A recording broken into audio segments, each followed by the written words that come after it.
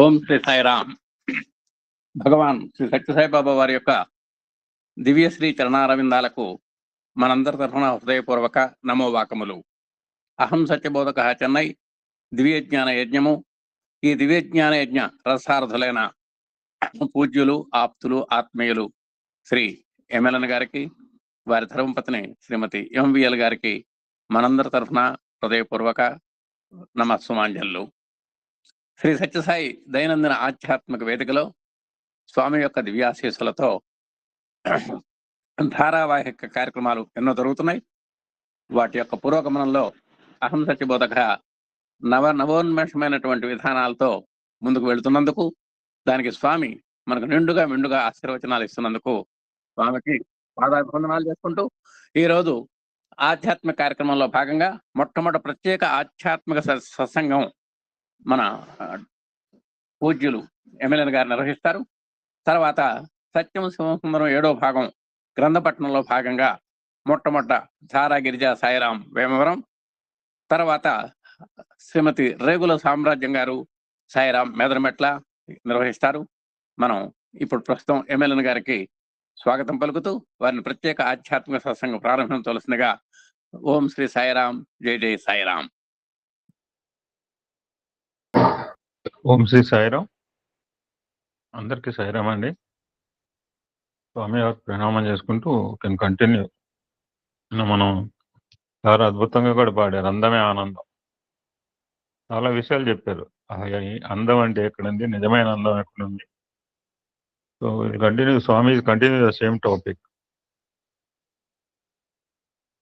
మనకు అందం అంటే చాలా రకాల ఆనందాలు చూస్తుంటాం. గురు పూర్ణిమలో చదువుకుంటాం. బ్రహ్మానందం అని, ప్రజాపతి ఆనందం, బృహస్పతి ఆనందం, ఒక్కదానికొకటి వందరెట్లు. మనం సుప్రీం చివరిలో ఉన్న దాన్ని కామన్గా వాడుతుంటాం. బ్రహ్మాండం అండి, మా అబ్బాయి పెళ్లి బ్రహ్మాండంగా చేసామండి, మేము బ్రహ్మాండంగా ఇల్లు కట్టామండి, బ్రహ్మాండంగా ఫంక్షన్. దిస్ ఈ బ్రహ్మాండం ఇది సుప్రీం ఆనందం. బహుశా 10 స్టెప్పులు ఉంటాయి. మనుష్య ఆనందము, ప్రజాపతి ఆనందము, బృహస్పతి ఆనందం, రకరకాలు ఉంటాయి. Everything multiplied by 100. సో ఫైనల్గా ఉన్నది బ్రహ్మానందం. So that is nothing but దైవానందం. స్వామి కంటిన్యూ, ఏం చెప్తారో చూద్దాం. ఇదంతా అర్జునుడికి చెప్తున్నారు. ఈ జగత్తు ఇట్ సెల్ఫ్ ఆనందం. మనకి ఇంద్రియానందం అంటే తెలుసు, విషయానందం అంటే కూడా మేము అనుకున్నాం. విషయాల్లో లేదు ఆనందం. విషయాల్లో ఉంటే ఒక మళ్ళీ కాకరకాయ ఎగ్జాంపుల్. ఇవన్నీ ఎక్కడి నుంచి అంటే హృదయానందం నుంచి ఆవిర్భవిస్తున్నాయి. సో దట్ ఈస్ కాల్డ్ బ్రహ్మానందం అన్నారు.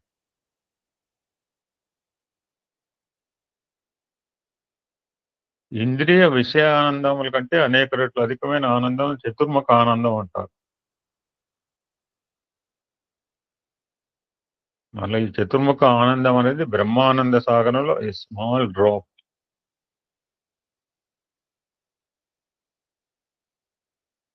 మళ్ళా చూస్తే ఈ బ్రహ్మానందమే అనే ఇందాకేమనుకున్న బ్రహ్మానందం అయితే సుప్రీం ఆనందం అని అక్కడ చెప్పారు. ఈ బ్రహ్మానందం అనే మహాసాగరము దైవానందం ఒక అణు మాత్రమే. So we can assess what ఈ దైవానందం. యూ కెన్ అస్యూమ్ దైవానందం ఎలా ఉంటుందని ఊహించవచ్చు. ఓకేముంది, విషయాన్ని మొత్తాన్ని ఊహించిన వాళ్ళము, అన్ని పాలపంతలను ఊహించిన వాళ్ళము దైవానందాన్ని ఎందుకు ఊహించలేము? సో సుప్రీం బ్లిస్ అంటుంటారు. ఎలా ఉంటుందో నిన్న మనం చూసాం కూడా. ఈ యొక్క సత్యసేవ సుందరంలో చాలా సంఘటనలు చూస్తున్నాయి. దట్స్ వై దైవానందం ఇది సుప్రీం. దానిలోనే అన్ని పార్టికల్స్ ఇవన్నీ. ఓకే, దైవానందం అనేది ప్రధానం. దైవానందమే హృదయానందం. ఎందుకంటే భగవంతుడు హృదయ నివాసి అని. అటువంటి హృదయానందం ఎక్కడంటే సర్వత్ర ప్రకాశించి దేదీప్తమైన జ్యోతి విశ్వమంతటా కనపడుతుంది. ఇక్కడ రెండు రకాల జ్యోతుల గురించి స్వామి వర్ణన చేస్తుంటారు. మనం రకరకాల జ్యోతుల గురించి కూడా మొన్న ప్రస్తావన వచ్చింది గత రుద్రంలో. ఆ జ్యోతిని ఎలా వెలిగించాలి, వెలిగించేప్పుడు ఏం చెప్పాలని కూడా సారు చెప్పడం జరిగింది.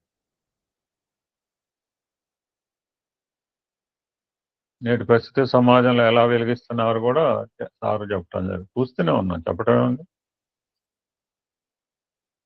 So now Swami is narrating about దైవ జ్యోతి, తర్వాత ఆత్మజ్యోతి. ఆత్మజ్యోతి వేరు, దైవజ్యోతి వేరు కాదు. ఏం చెప్తారో చూద్దాం.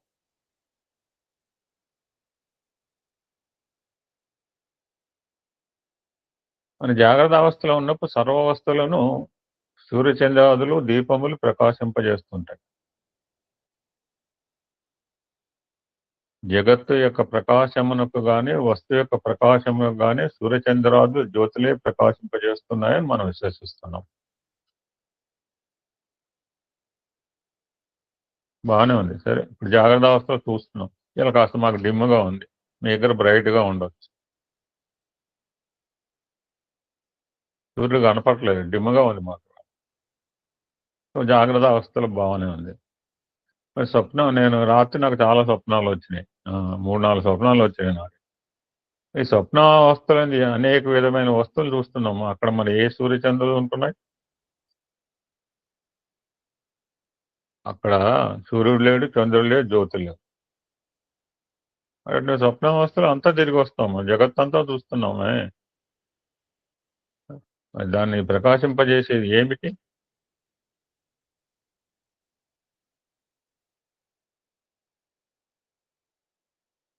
అటు నిద్రావస్థ లోపల తమస్సును కూడా చూడగలుగుతున్నాం అంటున్నారు స్వామి. అది తపస్సు, ఈ తమస్సును చూపించే జ్యోతి ఏమిటి? తమస్సు అంటేనే చీకటి. దాని జ్ఞానశక్తి అని చెప్పడానికి వీలు కాదని చెప్తున్నారు. ఇది అన్కాన్షియస్ స్టేజ్. సో స్వప్నం అనేది సబ్ కాన్షియస్.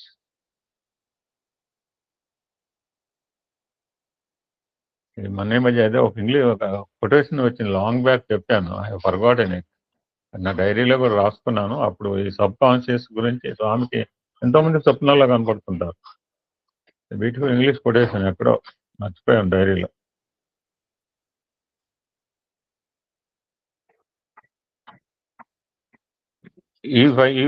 ఈ స్థితిలన్నిటికీ పైన ఉన్న స్థితి సూపర్ కాన్షియస్ అంటుంటారు. మానవుడు మేధాస్థితిని, నేను మా ప్రస్తావన వచ్చింది, గరికపాటి వారు మేధస్సును కొలిచేస్తాయి. మానవుడు మేధాశక్తిని ఎవరు కొలుపుతారండి? అటువంటి తురియ అవస్థలో అన్నింటినీ ఆనందం చూడగలుగుతున్నాం. ఎవరు చూస్తున్నారు? మన ఆత్మ నుంచి వెలువడే ప్రకాశమే, దట్ ఇస్ కాల్డ్ దైవత్వము. అదే దైవత్వం. స్వామి narrating అబౌట్ ఆత్మజ్యోతి. ఆదిత్య వర్ణం తమస పరస్తాత. తమస్సు కావాలన్న పరంజ్యోతిని నేను చూడగలిగాను అని వర్ణించింది శాస్త్రం. ఇక్కడ తమస్సు అంటే డోంట్ థింక్ యాజ్ నెగటివ్. సుషుప్తి స్థితి అనగా స్వప్నము లేని స్థితి.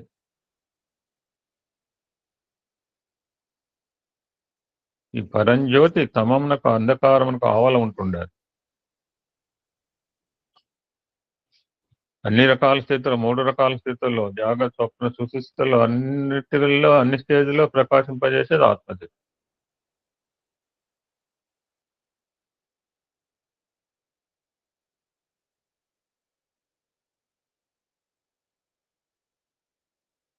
చిన్న ఎగ్జాంపుల్ చెప్తున్నారు స్వామి, అందరు కూడా ప్రాక్టికల్ చేయించారేమో మరి ప్రశాంత నిలయంలో. స్మాల్ ఎగ్జాంపుల్ ఉంది. అంటే జాగ్రత్త అందే మనం యోచించుకోవచ్చు. ఇప్పుడు మనమే పరీక్షించుకోవచ్చు.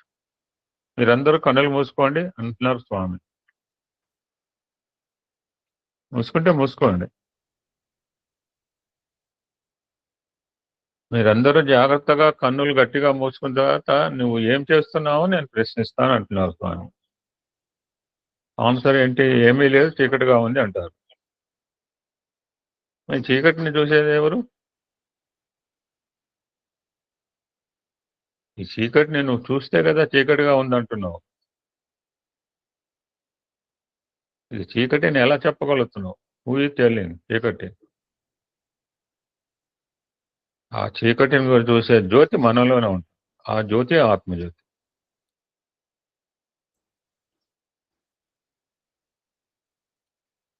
That is the base, that is the root cause. అది ఆధారభూతమే. దాని నుంచి ఎన్నో రకాలుగా సమస్త విషయ జ్యోతులు, వ్యక్తి జ్యోతులు, ఎన్నో ప్రకాశిస్తున్నాయి. ఇంకో ఎగ్జాంపుల్ చెప్తున్నాను. దీపావళి పండుగ ఫర్ ఎగ్జాంపుల్. ఒక క్యాండిల్ ముట్టించుకొని అనేక క్యాండిల్ జ్యోతులంతా అంటిస్తూ ఉంటారు.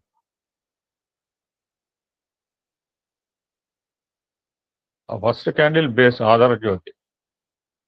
దాన్ని బేస్ చేసుకుని అనేకమైన ఆధ్యేయమైన అనేక జ్యోతులు వెలిగింపగలుగుతున్నాం. ప్రమిదలు కావచ్చు, లెట్ ఇట్ బి ఎనీథింగ్. అన్నిటికీ అగ్గిపుల్లలు గీయవచ్చు. అలా గీస్తుంటే ఎవడన్నా చూసాడనుకో మన వేరే రకంగా అనుకుంటాడు. ఒక్కొక్క జ్యోతికి ఒక అగ్గిపుల్ల గీస్తున్నాం అనుకో, మనం ఎవరన్నా చూస్తే వేరే రకంగా అనుకుంటాం. ఆధార జ్యోతి, ఆత్మజ్యోతి. వీటినైతే అంటిస్తున్నామో అవి జీవన జ్యోతి. అటువంటి జీవన జ్యోతులు ఆత్మజ్యోతుల ద్వారానే వెలుగుతున్నాయి. కళ్ళు చూస్తున్నాయి. కళ్ళుంటే మాత్రం చూడగలుగుతాయా? కళ్ళు చూడటానికి లోపల బేస్ ఏంటి? ఆత్మజ్యోతి ప్రతిబింబమే కన్నుల్లో కనిపిస్తుంది.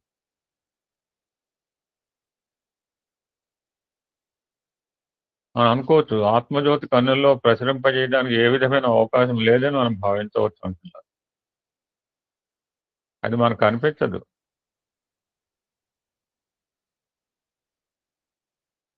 ఇంకెవరిని అడగచ్చు, అటువంటి ఆత్మజ్యోతితో వెలుగుతున్నది అని ఎట్లా అర్థమవుతుంది? క్వశ్చన్ వేయచ్చు ఎవరని అంటున్నారు. ఆయనే స్వామి వేస్తున్నారు, answer Swami. For example torch. ఈ రోజులో టార్చ్లు ఎవడు వాడటలేదు. పూర్వకాలం అయితే టార్చ్లు వాడిన వాళ్ళు. టార్చ్లో సెల్స్ అలా ఉంచిన వాళ్ళు కూడా ఉంటారు. మా నాన్నగారు అయితే పొద్దున్న లేగానే సెల్స్ మారుస్తారు. That's his discipline. Observe so many years like that. టార్చ్లో సెల్స్ వేసాం. ఆ సెల్స్ లోపల అగ్ని ఉంటుంది, మన కంటికి కనిపించదు. కానీ స్విచ్ చేస్తే బల్బులో మనకు కనిపిస్తుంది. 2 టార్చ్లు, 2 సెల్స్ ఉంటాయి, 3 సెల్స్ ఉన్న టార్చ్లు ఉన్నాయి, 4 ఉన్నాయి కూడా మనం వాడిన వాళ్ళు పల్లెటూళ్ళు. ఇప్పుడు కూడా మా దగ్గర నగర సంకీర్తనప్పుడు ఎప్పుడైనా మా రామకృష్ణాపూర్లో కూడా పాపం ఒక ఆయన నాగరాజు గారు టార్చ్ చేస్తుంటే తీసుకొస్తుంటాడు మార్నింగ్ పూట రోడ్డు మీద వెళ్తే.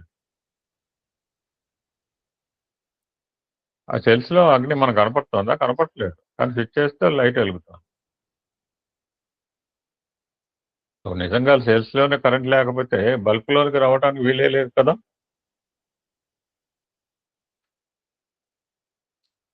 సో దట్స్ వై మన దేహమే ఒక టార్చ్ లైట్ అంటున్నారు. మన కన్నులే దీనికి బల్బ్, మన బుద్ధి దీనికి స్విచ్, మన మైండే దీనికి సెల్స్. ఈ సెల్స్ లోపల కరెంట్ చాలా ఉంటుండాలి. అదే ఆత్మశక్తి.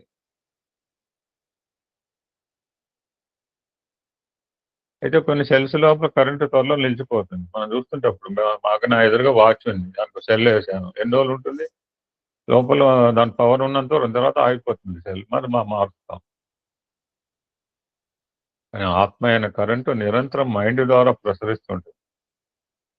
దట్స్ వై ఈ సూక్తి ఎందుకు వచ్చిందంటే ఇదనమాట.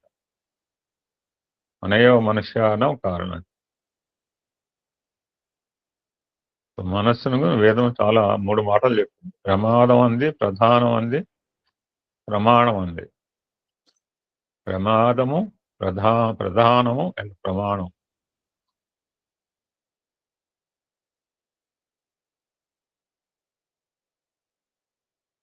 జగత్తులో మనం ఎన్నో రకాలుగా చూస్తున్నాం. మనం ముచ్చరించుకున్నాం.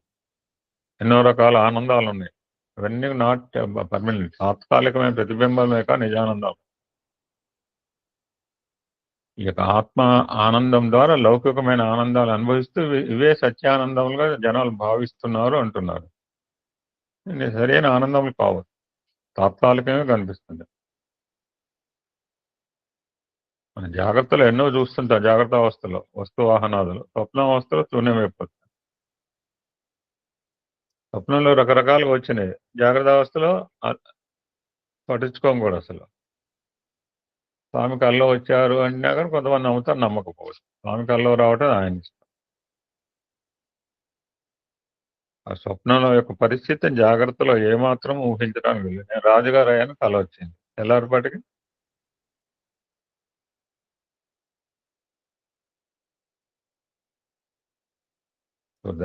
ద రిఫ్లెక్షన్ ఆఫ్ జాగ్రత్త అవస్థ ఈ స్వప్నం. మనం దైనందిన జీవితంలో పొద్దున్న రాత్రి దాకా ఎన్నో చూస్తుంటాం. వీటిలో కొన్ని అంశాలు స్వప్నంలో వచ్చే అవకాశం ఉన్నాయి అంటున్నారు స్వామి.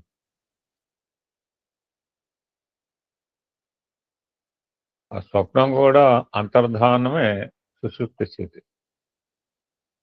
గాఢ నిద్రలో పోతుంటారు. ప్లేస్తో పని లేదు, ఎక్కడైనా పడుకుంటా ఉంటుంటారు. అదృష్టం ఉంటుంది.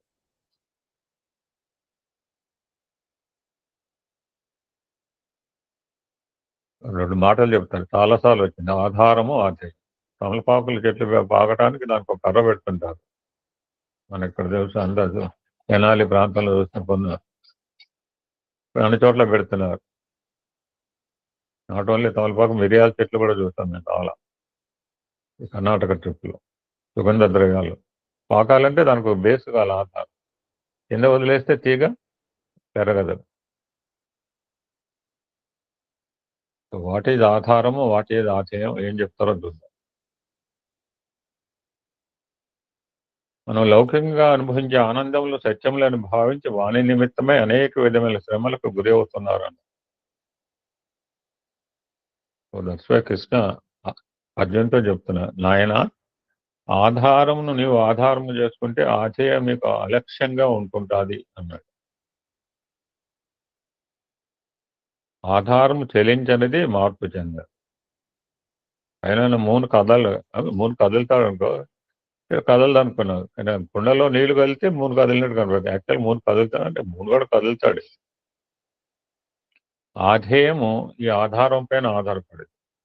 ఆధేయం నిరంతరము చెల్లించేది. ఈ మార్పుతో పాటు ఆధారం కూడా మార్పు చెందితే బ్రతకడానికి వీలు కాదు. నేను ఎగ్జాంపుల్ చెప్తున్నాను అర్థం కాని వాళ్ళకి. కార్లలో, బస్సుల్లో, సైకిల్పై, బళ్ళలో ప్రయాణం చేస్తుంటారు. కారు కదులుతుంటుంది, స్పీడ్గా పోతుంటుంది. బస్సు కూడా బాగా వేగంగానే పోతుంటుంది.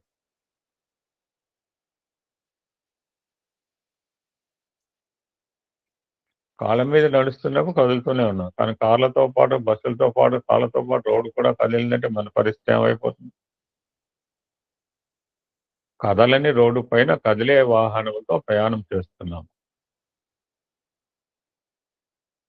స్థిరమైన, నిత్యమైన, సత్యమైన హృదయం ద్వారా ప్రయాణం చేస్తాం. ఇక్కడ సైంటిస్ట్ గురించి చెప్తున్నారు. Saint and scientist, below the census and above sense.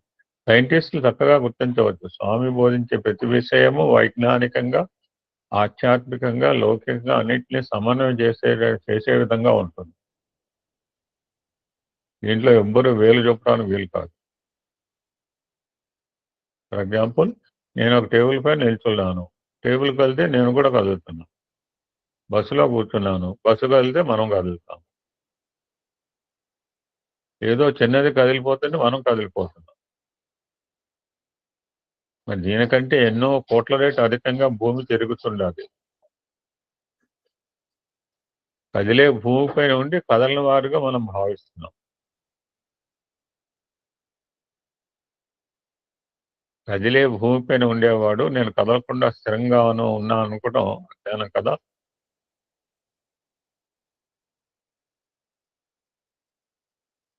For example, సముద్రంలో ఒక పడవ పైన ప్రయాణం చేస్తున్నాం. పడవలో కదలకుండా కూర్చున్నట్లుగా ఉండవచ్చు, కానీ అలల ద్వారా పైకి కిందకి తిరుగుతున్నాడు, కదలక తప్పదు. కదిలే అలల పైన ప్రయాణం చేసే వ్యక్తి తాను కదలకుండా ఉంటున్నాను అనుకోవడం అజ్ఞానం. ఏమనుకుంటాడు? తనకు తాను దేహాన్ని కదిలించడం లేదని అనుకుంటున్నాడే కానీ దేహం తనకు తెలియకుండా కదులుతూనే ఉంటుంది. సో ఇదంతా ఎందుకు చెప్పారంటే ఒక మాట చెప్తానని చెప్తున్నారు పరమాత్మ అర్జునుడికి. కనుక అర్జున, ఇవన్నీ 3 పదాలు తెలిసినవి. అనిత్యం, అసుఖం, లోపం. ఇది ఎప్పుడూ చంచలమైనది. ఈ మార్పు చెందే దానిలో నువ్వు నివసిస్తూ మార్పు చెందని రీతిగా ఉన్నావు అనుకోవటం పొరపాటు కదా అర్జున.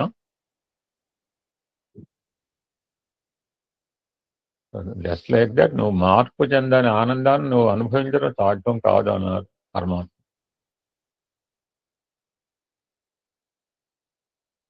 ఏం చేయాలి?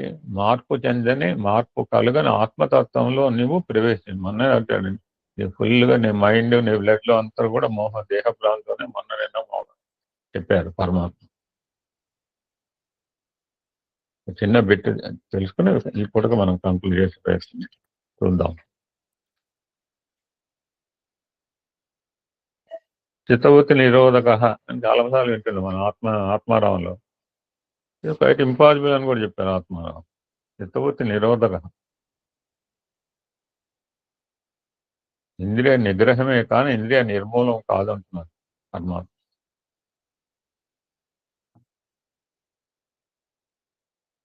ఎవరైనా ఇట్లా చెప్పావనుకో, నువ్వు టీవీలు చూడకరా చేయకరా చేయకరా అని చెప్పావనుకో, ఈ పిల్లగాడు పోయి ఇంటి దగ్గర చెప్పాడు అనుకో, ఇవన్నీ మీరు చెప్పడం ద్వారా వాళ్ళని జడస్వరూపులుగా మాత్రమే కదా అని కొంతమంది భావించవచ్చు అని అంటున్నారు.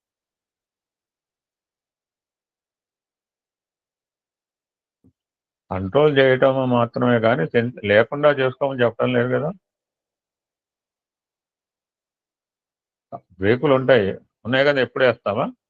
అపాయ సమయం నందు, ప్రమాదం సంభవించే సమయం నందు దాన్ని ఉపయోగించుకోమని చెప్తున్నాం. ఈ విషయాన్ని ఎందుకంటే this is the teaching to students. ఈ సత్సంగం అంతా విద్యార్థులు దృష్టిలో పెట్టి చెప్పింది. సో విద్యార్థులు జాగ్రత్తగా గుర్తించాలని చెప్తారు. స్వామి ఏదో సెన్సెస్ కంట్రోల్ చేయమని, బ్రెయిన్ కంట్రోల్ చేయమని అంటున్నాడే, నిన్న మొన్నగా అనుకున్నాం. ఇప్పుడు ఏదో వస్తుందని చెప్పి కళ్ళ ముందు కనిపించే దాన్ని మానుకోమంటారా అని కూడా మనం మంచిగా హెచ్చరించారు. సెన్సెస్ కంట్రోల్ అంటున్నారు, బ్రెయిన్ కంట్రోల్ చేయమంటున్నాడు. ఇవన్నీ విసర్జించిన జీవితం లివింగ్ డెత్ అయిపోతున్నది, ఉండి ప్రయోజనం ఏమిటి అని భావిస్తున్నారు అంటున్నారు స్వామి.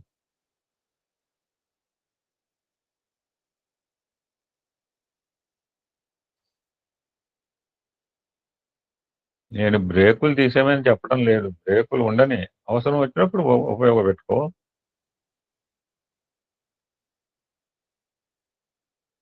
మరి అవసరం అంటే ఎట్టి అవసరం? మళ్ళీ క్వశ్చన్ వేస్తున్నారు. అజ్ఞానము లేక దుర్మార్గము, దుర్బుద్ధి ఇలాంటి సమయంలో ప్రమాదం కలుగు. అలాంటి సమయంలో ఈ కంట్రోల్.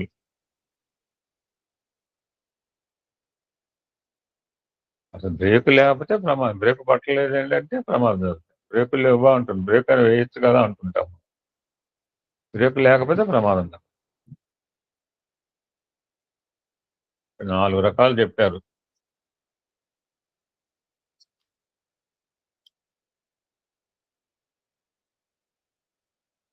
మనం ఎడ్ల బండి చూసిన వాళ్ళం, కాడి వలపట దాపట కూడా అంటుంటారు, left and right.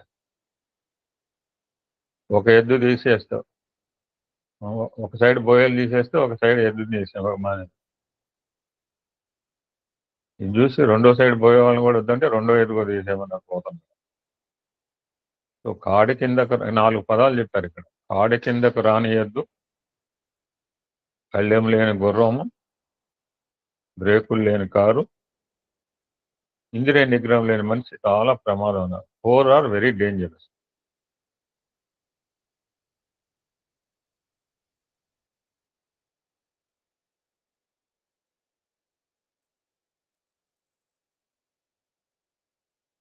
So we can continue tomorrow అండి. చిన్న ఇంపార్టెంట్ బిట్ ఉంది, but I don't want make hurry. ఓం శాంతి శాంతి శాంతి. ధారా గిరిజ, సాయిరాం, వేమవరం. ఓం శ్రీ సాయిరాం.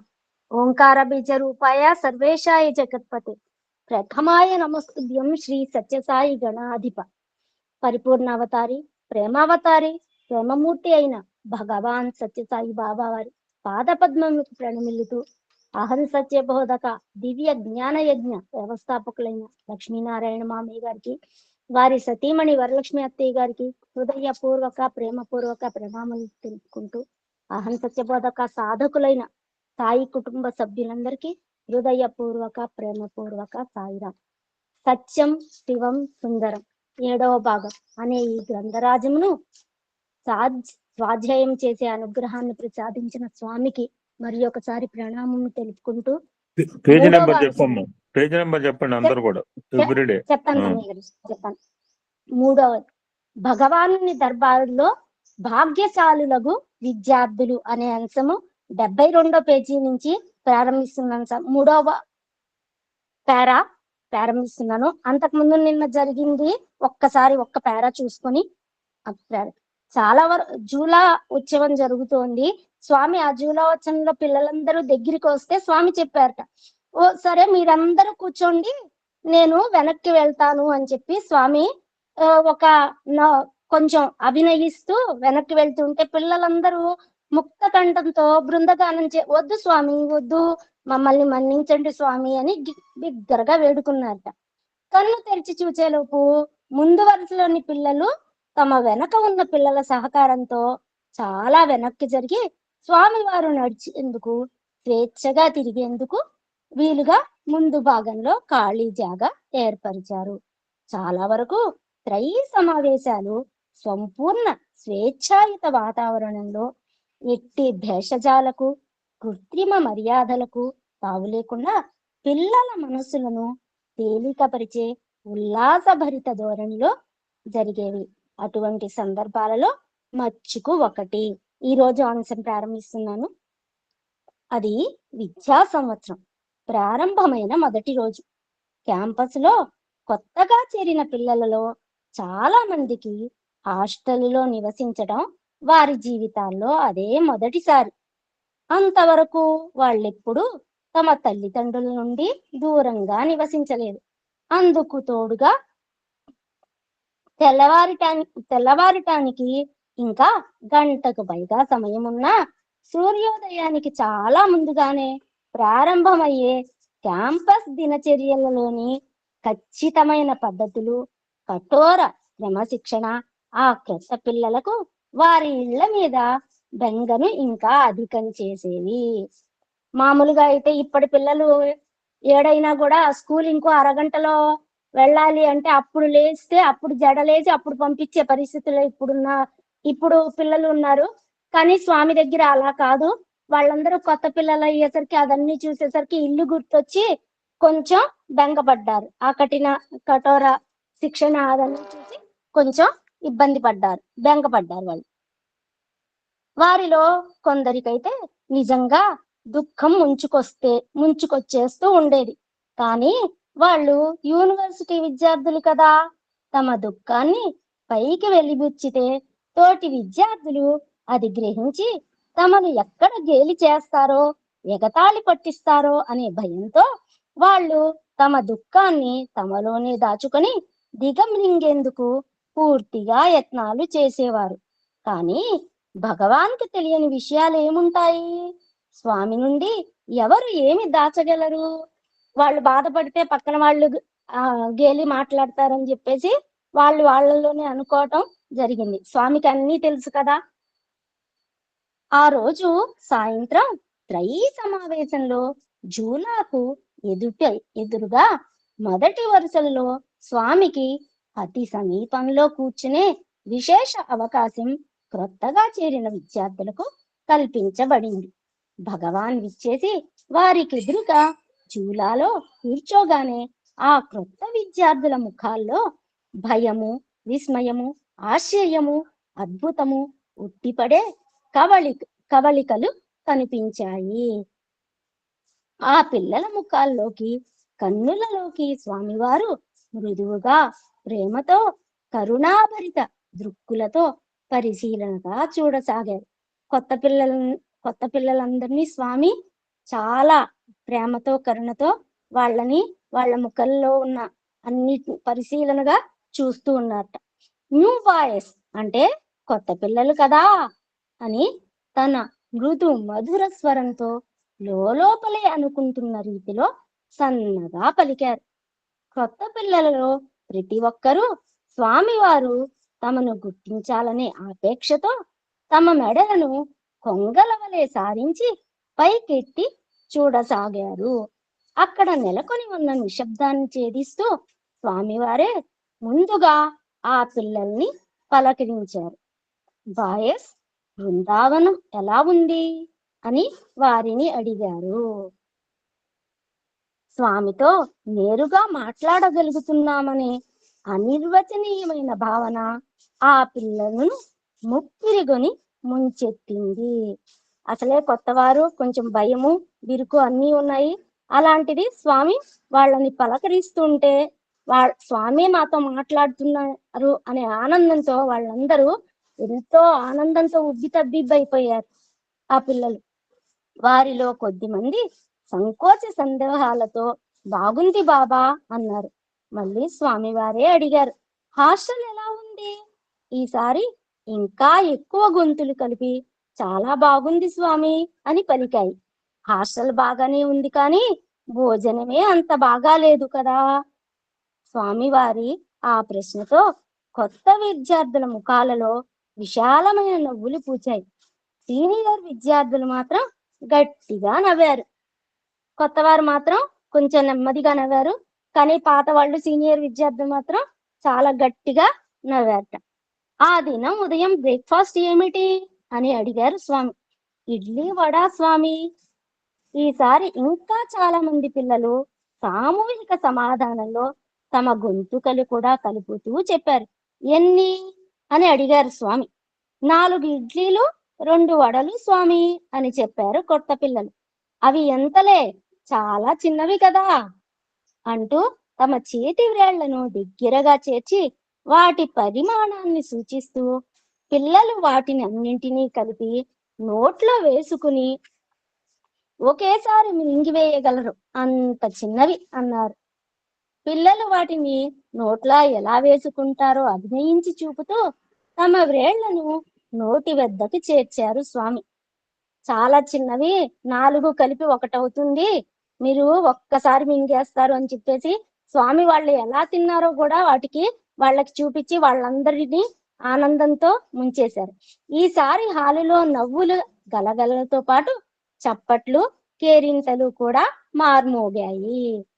స్వామి నా వైపు చూసి మధ్యాహ్న భోజనానికి ఏమి చేశారు అని అడిగారు.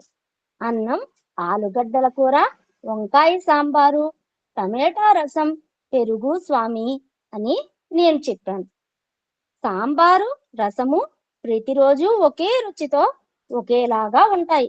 నాకు తెలుసు, మీరిచ్చే పెరుగు పల్చగా నీళ్లలాగా ఉంటుంది, అవును కదా పిల్లలు అని స్వామి ఎంతో తేలికగా సంభాషించారు. వాళ్ళ వార్డెన్ను స్వామి ఆట పట్టిస్తుంటే ఆ పిల్లలు చాలా ఆనందించారు. స్వామి నాతో, ఈ పిల్లలు వాళ్ళ తల్లిదండ్రులను వదిలిపెట్టి ఇక్కడికి వచ్చారు, వాళ్ళని బాగా చూచుకో, వాళ్ళు బాగా తినేట్లుగా చూచుకో అన్నారు. నేను చేతులు జోడించి గౌరవంగా వంగి స్వామికి భక్తి పూర్వకంగా నమస్కరించాను. ఆనాటి స్వామివారి సంభాషణతో ఆ క్రొత్త పిల్లలకు తమ ప్రయోజనాలను కనిపెట్టుకొని కాపాడేందుకు, సంక్షేమాన్ని చూచుకునేందుకు అక్కడ తమకు స్వామి ఉన్నారని, తమ తరపున జోక్యం చేసుకుని అక్కడి అధికారులతో స్వామి మాట్లాడుతారని విశ్వాసము, ఆశ్వాసన కలిగాయి. తమ యూనివర్సిటీ ఛాన్సలర్ ఇతరుల వలె కాదని ఆ పిల్లలకు స్పష్టంగా చాలా బాగా అర్థమైంది. అక్కడ ఉన్న పిల్లలందరూ కొత్తవారు కాబట్టి వాళ్ళకి మామూలుగా అన్ని హాస్టల్లో ఉన్నట్టు కాదు, ఇక్కడ వైస్ ఛాన్సలర్ ఏదైనా అన్ని ఆయనే చూసుకుంటారు అని చెప్పేసి వాళ్ళకి చాలా ధైర్యము, విశ్వాసము అన్నీ కలిగాయి. అప్పుడు స్వామి డాక్టర్ రవికుమార్ని పిలిచి అతని తండ్రి గురించి, సోదరుని గురించి అడిగి వారి క్షేమ సమాచారాలు విచారించారు. డాక్టర్ రవికుమార్ ఇన్స్టిట్యూట్ పూర్వ విద్యార్థి, ప్రస్తుతం బృందావన్లో లెక్చరర్ గా పనిచేస్తున్నాడు. స్వామివారు డాక్టర్ రవికుమార్ను కొత్తగా చేరిన పిల్లలకు పరిచయం చేస్తూ విద్యా విషయకముగాను ఇతరత్రాను డాక్టర్ రవికుమార్ సాధించిన ఘన విజయాల గురించి ప్రశంసాపూర్వకంగా ఎత్తి చూపుతూ అటుపైన డాక్టర్ రవికుమార్ను ఆ క్రొత్త విద్యార్థులను ఉద్దేశించి ప్రసంగించమన్నారు. రవికుమార్ను గురించి ప్రశంసాపూర్వకంగా చెప్తున్నప్పుడు స్వామివారి కంఠంలో తొణికిసలాడిన మాతృగర్వం అక్కడ చేరి ఉన్న వారిలో ఏ ఒక్కరి దృష్టి నుండి తప్పించుకోలేదు. మామూలుగా మన దగ్గర బాల వికాస్ పిల్లలు చదువుకుంటే మామయ్య గారు చాలా సార్లు చెప్తారు. సాంబమూర్తి గారు అలుమినిలో తీసుకున్నప్పుడు మామయ్య గారు పొందిన ఆనందం మామూలు మన దగ్గర చదువుకున్న పిల్లలు ఒక ఇంజనీరో డాక్టర్ అయితే మనం పొందే ఆనందం అలాంటిది భగవంతుని దగ్గర చదువుకున్న పిల్లల గురించి మాట్లాడుతుంటే స్వామి ఇంకా ఎంత ఆనందంగా ఉంటారో మాతృగర్వం అనేది ఎలా ఉంటుంది అనేది స్వామి కంఠంలో చాలా చక్కగా తెలుస్తుంది అక్కడ ఉన్న వాళ్ళందరికీ. ఆ విధంగా భగవాన్ బాబా ఆ కొత్త పిల్లల ముందు ఒక ఆదర్శనీయుడైన వ్యక్తిని నిలబెట్టినట్లయింది. ఆ పిల్లలు కూడా భగవాన్ బాబా వారిని అంతగా గర్వపడేలా చేసిన ఆ అధ్యాపకుని నుండి నూతన ఆసక్తికర విషయాలు విని తెలుసుకోవాలని ఉవ్విళ్ళూరారు. రవికుమార్ ప్రసంగిస్తుండగానే మధ్య మధ్యలో స్వామివారు కలుగ చేసుకుని అతను చెప్పటం మరిచిపోయిన కొన్ని సూక్ష్మమైన అంతరంగిక సన్నిహిత విషయాలను గుర్తు చేశారు. పరమాత్ముడకు ప్రభువే స్వయంగా కల్పించుకొని ఎంతో దయతో పాత సంగతులు గుర్తు చేసే ఆత్మీయతాపూర్వకమైన సంకేత చర్యలు అక్కడ ప్రతి ఒక్కరి హృదయాన్ని హత్తుకున్నాయి. కొన్ని చెప్పటం మర్చిపోతే స్వామి చెప్తూ వాళ్ళందరికీ అన్ని గుర్తు చేస్తున్నారు అని చెప్పేసి ఎంత ఆనందాన్నో పొందారు. డాక్టర్ రవికుమార్ ప్రసంగం ముగించగానే ఆ హాలులోని అందరితో పాటే తాము కూడా కరతాళ ధ్వనులతో అతనిని అభినందించారు భగవాన్. కన్నులలో చిప్పులుతున్న కన్నీటితో ఆ అధ్యాపకుడు వంగి స్వామి పాదాలు స్పృశించి నమస్కరిస్తుండగా స్వామి వారు మృదువుగా లాలనగా అతని తల నిమురుతూ గుడ్ బాయ్ అని ప్రేమతో ప్రశంసించారు. స్వామివారి చేత గుడ్ బాయ్ అనిపించుకోవాలని విద్యార్థులంతా ఉత్కంఠతో అభిలషిస్తారనటంలో ఎట్టి సందేహము లేదు కదా. త్రయీ సమావేశంలో భగవాన్ ఒక గొప్ప గురువుగా భాసిల్లేవారు. ఏ రెండు సమావేశాలు ఒకే విధంగా ఉండేవి కాదు. విద్యార్థుల హృదయాల్లో పరివర్తన కలిగించి వారిని సద్గుణ సచ్చీలవంతులుగా మలచడానికి స్వామివారు ఎప్పటికప్పుడు క్రొత్త పద్ధతులను యుక్తిగా కనిపెట్టేవారు. పెచ్చటిల్లిపోతున్న భౌతిక పదార్థ నాస్తిక వాదములతో మరియు నిస్సిగ్గుగా పెరిగిపోతున్న స్వార్థ పరత్వముతో పీడించబడుతున్న ఈ ప్రపంచంలో శాంతి ప్రేమల సందేశ హరులగు దూతలుగా తమ విద్యార్థులను భగవాన్ సమర్థవంతంగా తీర్చిదిద్దేవారు. ఇప్పుడున్న పరిస్థితుల్లో మనం అందరం చూస్తూనే ఉన్నాం ఎలా ఉన్నారో విద్యార్థులు. స్వామి దగ్గర ఉంటే స్వామి చాలా గట్టిగా ఉన్న విషయాన్ని కుండబద్దలు కొట్టినట్టు పెరిగిపోతున్న కాలుష్యము వాతావరణము నాస్తికవాదం భగవంతుడు లేడు అనే నాస్తికవాదం అలా స్వార్థము ఇలాంటి వాటిల్లో ఉన్న పిల్లలకి స్వామి శాంతి ప్రేమ యొక్క మంచితనాన్ని అన్నిటినీ నేర్పి భగవాను వాళ్ళని దూతలుగా ఇక్కడికి పంపిస్తున్నారు అని చెప్పి తెలియజేస్తున్నారు. భగవానుల ప్రేమామృతను గ్రోలుతోనే ఆ విద్యార్థులు అమూల్యమైన జీవిత పాఠాలను అయత్నకృతముగానే స్వతహాగా నేర్చుకోగలిగేవారు. ఇప్పుడు చదవలు ప్రయత్నపూర్వకంగా ఎంతో కష్టపడి ప్రయత్నించినా కమర్షియల్ అయిపోయింది చదువు. కానీ అక్కడ విద్య ఎలా ఉంది అంటే అయత్నకృతముగా ఎంతో ఆనందంతో ఇష్టంతో చదివితే ఏది కష్టం కాదు అని చెప్తారు. అలా వాళ్ళు చదివి చక్కగా స్వతహాగా నేర్చుకోగలిగేవారట. స్వామివారు స్వయంగా అతి తరచుగా తమ అసమాన అద్భుత శైలిలో ప్రసంగిస్తూ ఆ విద్యార్థుల యువ హృదయాలు విశ్వజానీనకమైన ఆధ్యాత్మిక నైతిక విలువలను గ్రహించి జీర్ణించుకునేటట్లుగా వారికి ప్రేరణ ఉత్తేజాలను కలుగచేసేవారు. స్వామివారు గంభీరోద్ధాత్తములైన అనర్ఘ సత్యములను గురించి ప్రసంగించడంతో పాటుగా లౌకిక కర్మక్షేత్రమగు ఈ ప్రపంచములో నిత్య నైమిత్తిక దైనందిన వృత్తి వ్యాపారాల్లో అనుకూలతలు సిద్ధింపచేసుకుని విజయం సాధించటానికి ఆ విద్యార్థులు పెంపొందించుకోవలసిన మంచి అలవాట్లు, సాంఘిక మర్యాదలు, సాంప్రదాయక పద్ధతులు, పనులలో ప్రావీణ్యతల గురించి కూడా భగవాన్ ప్రసంగించేవారు. స్వామివారు గంభీరంగా కొన్ని విషయాలు చెప్పేవారు. కొన్ని విషయాలు లౌకిక ప్రపంచంలో మనం ఎలా ఉండాలి అనేది కూడా స్వామి వాళ్లకు చాలా చక్కగా తెలియజేసేవారు. పరీక్షలకు ముందు జరిగే త్రయీ సమావేశాల్లో విద్యార్థులు పరీక్షలకు ఏ విధంగా సన్నద్ధులు కావాలో, పరీక్షలను ఏ విధంగా ఎదుర్కోవాలో చెప్తూ వారిని సవ్యమైన మార్గంలో నడిపించేవారు స్వామి. పరీక్షలు రాయటానికి కేవలం సవ్యమైన వైఖరి మాత్రమే కాకుండా పరీక్షల ముందు చదువుకోవలసిన పద్ధతులు, పరీక్షలకు సరిగ్గా తయారయ్యేందుకు అనుసరించవలసిన విధానాలతో పాటుగా తుదకు పరీక్ష హాలులో ప్రశ్నాపత్రం చేతికి రాగానే దానిని ఏ విధంగా పరిశీలించాలి, ప్రశ్నలకు సమాధానాలు రాయటంలో ముందుగా రాయవలసిన ప్రశ్నల ఎంపిక ఇత్యాది చిన్న చిన్న సూక్ష్మమైన అంశాలను గురించి కూడా స్వామివారు ఎంతో వివరంగా పిల్లలకు తెలియచెప్తూ వారికి అవసరమైన జాగ్రత్తలు, సలహాలు, మార్గదర్శకాలు అందించేవారు.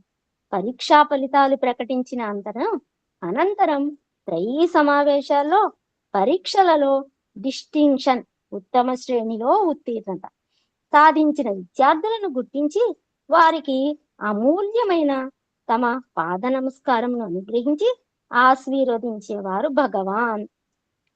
పరీక్షలకు వెళ్ళేటప్పుడు ఇప్పుడు టీచర్స్ కూడా చెప్తున్నారు, అప్పుడైతే మాకు ఎక్కువగా చెప్పేవారు, మీరు పరీక్ష పేపర్ తీసుకోగానే 2 నిమిషాలు కళ్ళు మూసుకొని పేపర్ తీసి మీకు ఏది బాగా వచ్చో ఫస్ట్ అది రాయండి, తర్వాత మిగతావి రాయండి అని చెప్పి చాలా చక్కగా వివరంగా తెలియజేసేవారు. అలానే స్వామి కూడా వాళ్ళకి చాలా చక్కగా తెలియజేశారు. కొన్ని సందర్భాల్లో త్రయీ సమావేశాల్లో భగవాన్ బాబా వారు తమ భక్తులలో ప్రపంచ ప్రసిద్ధి నొందిన ప్రముఖ వ్యక్తులకు పురుషులు, మహిళలు కొందరి జీవితాలలోని ఉన్నత ఆదర్శములు, అనుభవముల ప్రభావ ప్రకాశాలను తమ విద్యార్థులపై ప్రసరింప చేయాలని ఆ వెలుగుల వెనుక గల ఉన్నత వ్యక్తిత్వాలచే పిల్లలు ప్రేరితులు, ఉత్తేజితులు, ప్రభావితులు కావాలని సంకల్పించి ఆయా ప్రముఖులను త్రయీ సమావేశాలలో ప్రవేశపెట్టి వారిచే ప్రసంగింప చేసేవారు. భగవాన్ బాబా వారిచే ఎంపిక చేయబడిన ఆయా వ్యక్తులు ప్రపంచ ప్రసిద్ధులు కావటంతో పాటుగా గొప్ప మానవీయ గుణాలు కలిగి ఉండి తమ నిజ జీవితాలలో సుఖాల కన్నా, సిద్ధాంతాలకు, సంపదల కన్నా విలువలకు ప్రాధాన్యతనిచ్చిన వారే. వారి నిజ జీవితాలలోనూ వారి వృత్తి వ్యావృత్తులైన శాస్త్ర విజ్ఞానము, సాంఘిక సేవ, రాజకీయము, విద్య, ప్రజా పరిపాలన, సైనిక, న్యాయ, వైద్య, సాహిత్య, క్రీడ, సంగీత, లలిత కళలు, వాణిజ్య, పారిశ్రామిక మున్నగు వివిధ రంగాలలోనూ వారు ప్రపంచ ప్రసిద్ధి నొందిన అగ్రగాములు. ఆ గొప్పవారి వినయశీలము, భగవాన్ బాబా వారి పట్ల వారికి గల భక్తి ప్రపత్తులు, వారి నడవడి, బాబా వారితో మెలిగేటప్పుడు వారి అనుకువ, వారిని శ్రద్ధగా గమనిస్తున్న విద్యార్థులకు ప్రస్ఫుటమవుతుండేవి. ఆ ప్రముఖుల ప్రసంగాలు విద్యార్థుల యువ మనస్సులపై ప్రగాఢమైన ప్రభావం కలిగించేవి. స్వామి అలాంటి గొప్పవారిని చక్కగా వాళ్ళ చేత ప్రసంగించటం, వాళ్ళందరూ ఎలాంటి వారో స్వామి తెలియజేస్తున్నారు. వృత్తి వ్యాపారాల్లో కానీ, శాస్త్ర విజ్ఞానంలో కానీ అన్నిటిలోనూ వాళ్ళు చాలా ఆరతేరిన వాళ్ళు. సంగీత కళలు, లలిత కళలు, అన్నిట్లోనూ ఉన్నారు. అలాంటి వాళ్ళని స్వామి వాళ్ళందరినీ పిలిచి చక్కగా వీళ్ళకి ప్రసంగాలు ఇప్పించేవారు. అవన్నీ వినటం వల్ల వీళ్ళు ఎంత గొప్పగా ఉన్నారు అనేది స్వామి మీరు అంత గొప్పగా ఉండాలి అనేది స్వామి వాళ్ళకి తెలియజేశారు. ఒకనాటి సాయంత్రం త్రయీ సమావేశంలో భగవాన్ బాబా వారు భారత సుప్రీంకోర్టు మాజీ ప్రధాన న్యాయమూర్తి జస్టిస్ శ్రీ పిఎన్ భగవతి గారిని విద్యార్థులను ఉద్దేశించి ప్రసంగించమన్నారు. అంతకు 2 వారాల క్రితమే తాము అమెరికా సంయుక్త రాష్ట్రాలలో అంటే యుఎస్ఏలో జరిపిన పర్యటన సందర్భంగా అమెరికాలోని సాయి భక్తులతో తమకు కలిగిన అనుభవాల గురించి జస్టిస్ భగవతి గారు ప్రసంగించారు. ప్రసంగం ముగించబోతూ స్వామి ఇప్పుడు ఇక్కడ ఈ క్షణంలో ఈ జూలాకే పరిమితై ఉన్నారనే భ్రాంతిలో మనము ఉండిపోరాదు. ఆవిడ చెప్తున్నారు, స్వామి ఇక్కడికే పరిమితమై ఉన్నారు అని మనం ఎవరు భ్రాంతి చెందకూడదు అని చెప్పి తెలియజేస్తున్నారు. స్వామి ఇప్పుడు ఇక్కడ ఎలా ఉన్నారో అదే రీతిలో ఈ క్షణంలో వారు ప్రపంచమంతటా వ్యాపించి ఉన్నారు. ఇది నా అనుభవాల ద్వారా నేను స్వయంగా గ్రహించి దృఢంగా విశ్వసిస్తున్నాను అని చెప్పి తమ ప్రసంగం ముగించి తమ చేతులు జోడించి ముందుకు వంగి స్వామి వారికి గౌరవ భక్తి పురస్కరమైన ప్రణామాలు సమర్పించారు. జస్టిస్ భగవతి గారి చేతి వేళ్లను స్వామి నిశితంగా పరిశీలిస్తూ, భగవతి, నేను నీకు ఇచ్చిన ఉంగరం ఏమైంది అని అడిగారు. స్వామి అడుగుతున్నారు. అందుకు జస్టిస్ గారు తమ గొంతులో విచారం ధ్వనిస్తుండగా, స్వామి, అమెరికాలో ఒక హోటల్ స్నానాల గదిలో నేను ఆ ఉంగరాన్ని పోగొట్టుకున్నాను అని చెప్పారు. నాకు తెలుసు అంటూ భగవాన్ తమ సర్వశక్తిమంతమైన దివ్య హస్తమును గాలిలో త్రిప్పి ఒక ఉంగరం సృజించి దానిని అమితానందభరితులైన భగవతి గారి వేలికి స్వామివారే స్వయంగా తొడిగారు. ఆ దృశ్యం చూస్తున్న మా మనస్సులలో ఒక ప్రశ్న ఉదయించింది. భగవతి గారు అమెరికాలో పోగొట్టుకున్న ఆ ఉంగరం ఇప్పుడు స్వామి సృజించి ఇచ్చిన ఈ ఉంగరం ఒక్కటేనా అన్నది ఆ సందేహం. ఆవిడ పోగొట్టుకున్నారంటే నాకు తెలుసు అని స్వామి సృష్టించి ఇవ్వటం, అది ఇది ఒకటేనా అనేది అనుమానం. స్వామివారే స్వయంగా ఆ ప్రశ్నలు లేవనెత్తుతూ జస్టిస్ గారిని అడిగారు, ఇది అదేనా అని. భగవతి గారు చెప్పారు, అవును స్వామి, నేను మీకెంతో కృతజ్ఞుడను.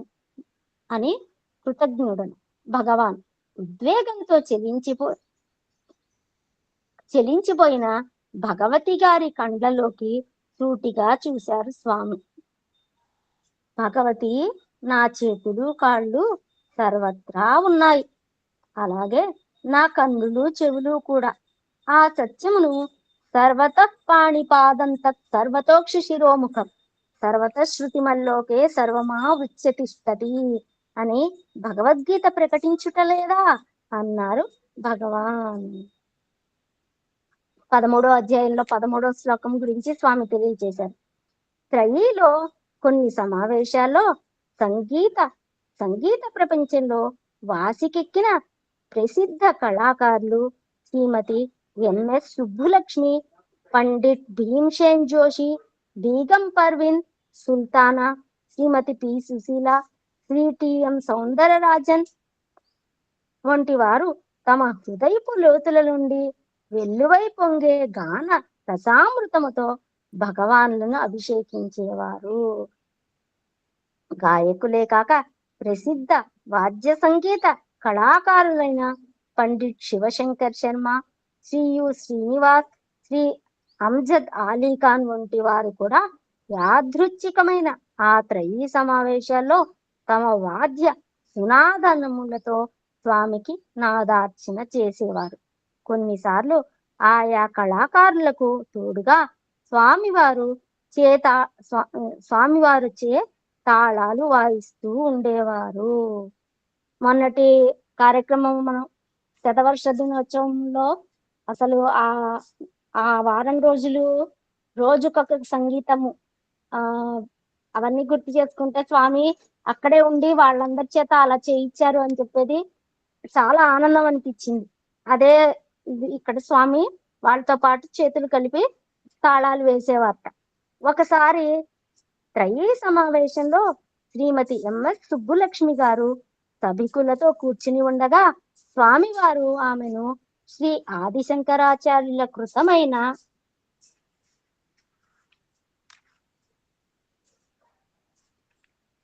ప్రసిద్ధ కీర్తన భజగోవిందం గీతాన్ని పాడమన్నారు. అప్పటికే కొద్ది వారాల క్రితమే స్వామి విద్యార్థులు ఆదిశంకరుల జీవితము ప్రబోధలపై ఒక అద్భుత నాటకమును ప్రదర్శించి ఉన్నారు. సుబ్బులక్ష్మి గారు భజగోవిందం పాడటం మొదలు పెడుతుండగా బాబా వారు ఆ నాటకంలో ఆదిశంకర్ల పాత్ర పోషించిన పిల్లవాడిని పిలిచి అతడిని సుబ్బులక్ష్మి గారితో కలిసి భజగోవిందం గానం చెయ్యమన్నారు. అంతకుముందు వారం క్రితం ఆదిశంకరుల జీవిత చరిత్ర నాటకం వేయించటం సుబ్బులక్ష్మి గారు పాడుతుంటే ఆ పిల్లవాడిని ఆవిడతో కలపమని చెప్పటం, కలిపి నువ్వు కూడా గానం చేయమని చెప్పటం. భారతీయ సంగీత చరిత్రలో ఒక మహాగాయనిగా ఖ్యాతిగాంచిన శ్రీమతి ఎంఎస్ సుబ్బులక్ష్మి గారితో గళం కలిపి పాడే మహత్తర అవకాశం కలగటంతో ఆశ్చర్యంలో మునిగిపోయి ఉన్న ఆ పిల్లవాడు ఉత్సాహ ఉద్వేగాలతో మొదట గొంతు పెగలకపోయినా క్రమేణా సర్దుకొని ఆ మహాగాయనీమణితో గొంతు కలిపి మెచ్చుకోదగ్గ స్థాయిలో చక్కగా పాడాడు. అంతటి మహా గాయకురాలితో మహామనిషి అలాంటి ఆవిడతో పాడటం అంటే ఎంత కష్టమో. ముందు కాస్త గొంత పెగిలినా తర్వాత చాలా చక్కగా పాడారు. పాట పూర్తయిన పిమ్మట తమ విద్యార్థులు ప్రదర్శించిన శ్రీ ఆదిశంకరాచార్య నాటకంలో హీరో పాత్రధారిగా ఆ పిల్లవాన్ని శ్రీమతి ఎంఎస్ గారికి పరిచయం చేశారు భగవాన్. ఆ సందర్భంలో అక్కడ ఉన్న తక్కిన పిల్లలతో స్వామి ఇలా అన్నారు, మీకు ఈ అవకాశాలన్నీ లభించటం మీరు సాయి విద్యార్థులు అవటం వలననే. సాయి విద్యార్థులు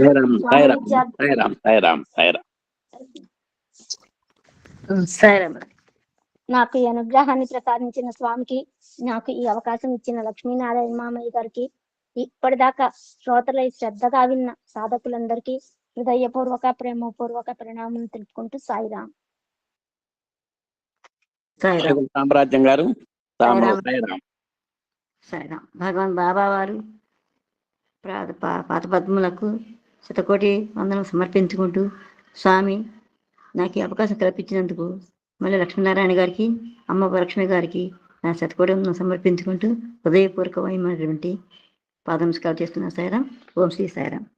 కానీ వాస్తవానికి ఆ విద్యార్థులకు అత్యంత గొప్ప అవకాశాలు లభించడం మాత్రం పూర్తిగా ఇంటి వాతావరణంలో అతి సన్నిహితంగా అంతరంగికంగా సాగే త్రయీ సమావేశాల్లో స్వయంగా భగవాన్ బాబా వారు ఆ విద్యార్థులలో అంతర్గతమై దాగి ఉన్న ప్రతిభ పాఠవాలను గుర్తించి వాటిని ప్రోత్సహించి పెంచి పోషించటము వలన మాత్రమే బాబావారు ఆ పిల్లలను ప్రసంగించమని, పాటలు పాడమని, సంగీత వాద్యాలు వాయించమని, వాళ్ళు ప్రాసుకున్న పద్యాలు చదివి వినిపించమని తరచూ ప్రోత్సహిస్తూ ఉండేవారు.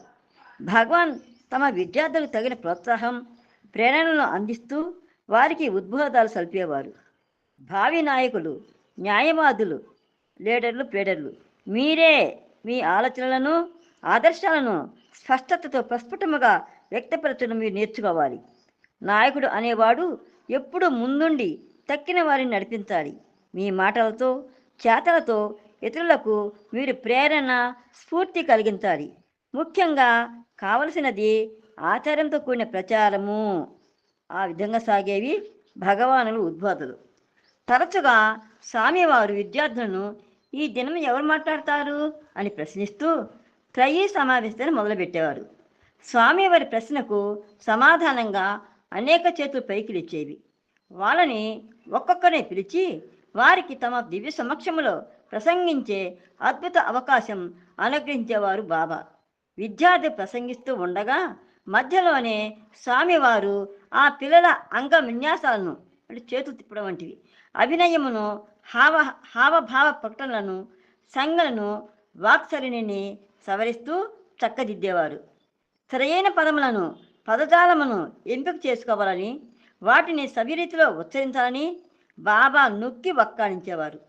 సభలలో, బహిరంగ వేదికలపై ఉపన్యసించేటప్పుడు పాటించవలసిన కొన్ని మార్గదర్శక సూత్రాలను స్వామి ఇలా సెలవిచ్చారు. బహిరంగ సభలలో, వేదికలపై నుండి ఉపన్యసించే సందర్భాలను, వ్యక్తులను కించపరచడానికి కానీ దూషించడానికి కానీ ఉపయోగించరాదు. మీ ప్రసంగం విన్నవాళ్ళు ఎవరైనా సరే ఉత్తేజితులు కావాలి, ప్రేరణ పొందాలి.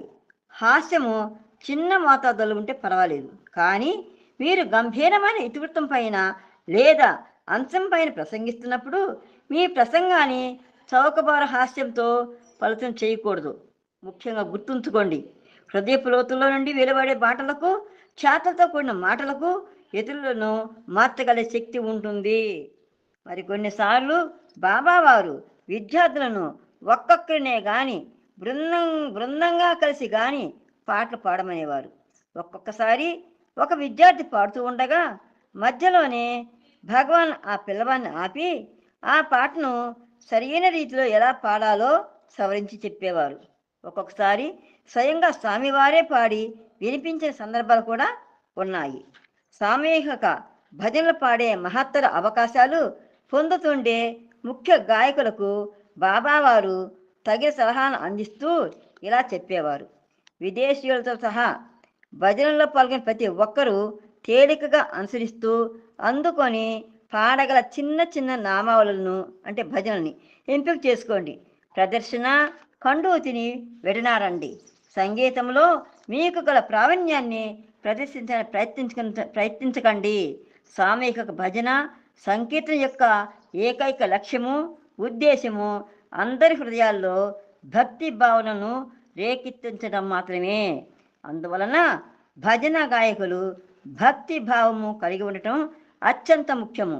సమస్త మానవాళిచే ఆరాధింపబడే భగవంతుని అన్ని రూపనామములను కీర్తించే భజనని ఎంపిక చేసుకోండి. కేవలం మీకు ఇష్టమైనవి కాదా అని సాయి భజనకు మాత్రము పరిమితం కాకండి. నిజానికి అది మీ యొక్క స్వార్థపరత్వమే కాగలదు. ఇక్కడ చేరే జనంలో అన్ని మతాలకు చెందిన వారు ఉంటారని గుర్తుంచుకోండి. త్రయీ సమావేశాల మధుర జ్ఞాపకాల దొంతరల నుండి మెరుపు తీయగల వంటి కొన్ని ఆసక్తికరమైన సంఘటనలతోటి ఈ అధ్యాయాన్ని ముగిస్తాను.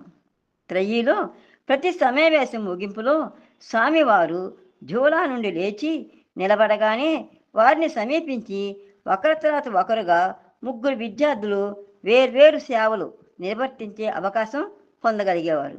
ఒకరు స్వామికి పుష్పమును సమర్పించేవారు, మరొకరు ఆ రోజు హాస్టల్లో తయారు చేసిన అల్పాహారాన్ని స్వామికి సమర్పించేవారు, 3వ వారు హారతి ఇచ్చేవారు. అలాంటి సందర్భాల్లో భగవాను ఆ పిల్లలతో 1-2 మాటలు మాట్లాడి వారిని ఆశీర్వదించేవారు.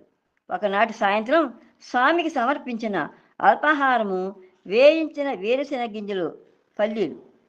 స్వామి ఒక పల్లీ గింజను తీసుకొని వెనక్కు తిరిగి నా వైపు చూస్తూ అందంగా నవ్వారు. నేను కూడా సమాధానంగా తిరిగి నవ్వుతూ చేతులు జోడిస్తూ ఉండగా స్వామివారు ఆ పల్లీ గింజను నా వైపుకి విసురుతూ ఇది తిను అన్నారు. నేను ఆ పల్లీ గింజను చేతితో దొరకబుచ్చుకొని దాన్ని నా నోట్లో వేసుకోబోతూ ఉండగా స్వామి నన్ను వారిస్తూ ఆగు, అది తినేందుకు కాదు, దాన్ని సరిగ్గా జాగ్రత్తగా చూడు అన్నారు. అంతలోనే ఆ పల్లీ గింజ సూక్ష్మ పరిమాణంలో ఉన్న ఒక చిన్న స్ఫటిక గణేష్ ప్రతిబంగా మారినట్టు గ్రహించాను. స్వామివారు ఆ అనుగ్రహపూర్వక దివ్య లీలా కేళి విలాసములకు ముగ్ధుడినై ఉల్లాసభరిత ఆశ్చర్య ఉద్వేగంతో ఆ ప్రతిమను పరిశీలించసాగాను. హాలులో ఉన్న ప్రతి ఒక్కరూ, ముఖ్యంగా విద్యార్థులు, ఆతురతతోటి తమ మెడలను రిక్కించి ఆ చిన్న ప్రతిమను చూడాలని ప్రయత్నిస్తూ ఉండగా వాళ్ళకు దాన్ని చూపించు అంటూ చిలిపిగా నవ్వుతూ నన్ను ఆజ్ఞాపించారు భగవాన్. నేను ఆ ప్రతిమను అందరికీ కనిపించేందుకు వీలుగా నా చేతిలో ఎత్తు పట్టుకుని ఉండగా స్వామి ఆ పిల్లలతో హాస్యోశక్తిగా మీ వాటిను ఆ గణేష్ ప్రతిమను తిని ఉంటే ఏమై ఉండదు కదా అని చెప్పి వారందరినీ నవ్వించారు. అందరూ హాయిగా మనసు తీర నవ్వుకున్నారు. ఆ వినోద హేళలో వాళ్ళతో నేను కూడా చేరాను. ఈ రోజుకు కూడా ఆ గణేష్ ప్రతిమ నా పూజాపీఠాన్ని అలంకరించే ఉంటుంది. స్వామివారు దివ్యశక్తిని, వారి హాస్య చతురత, హాస్య ప్రియత్వములను ఆ గణేష్ ప్రతిమ ప్రతిరోజు నాకు గుర్తు చేస్తూనే ఉంటుంది.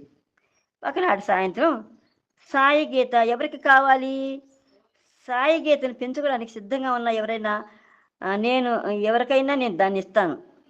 సాయి గీత ఎవరికి కావాలో చెప్పండి అనే ప్రశ్నతో త్రయీ సమావేశాన్ని ప్రారంభించారు భగవాన్. 4 దశాబ్దాలకు పైగా స్వామివారిని పరిపూర్ణ భక్తితో సేవిస్తూ అలరిస్తున్న సాయి గీత అనే గజకుమారి బాబా ముద్దు బిడ్డ. అలాంటి సాయి గీతను ఇస్తాను అని స్వామి ముందుకు రావటము ఒక అద్భుతకరమైన వరం.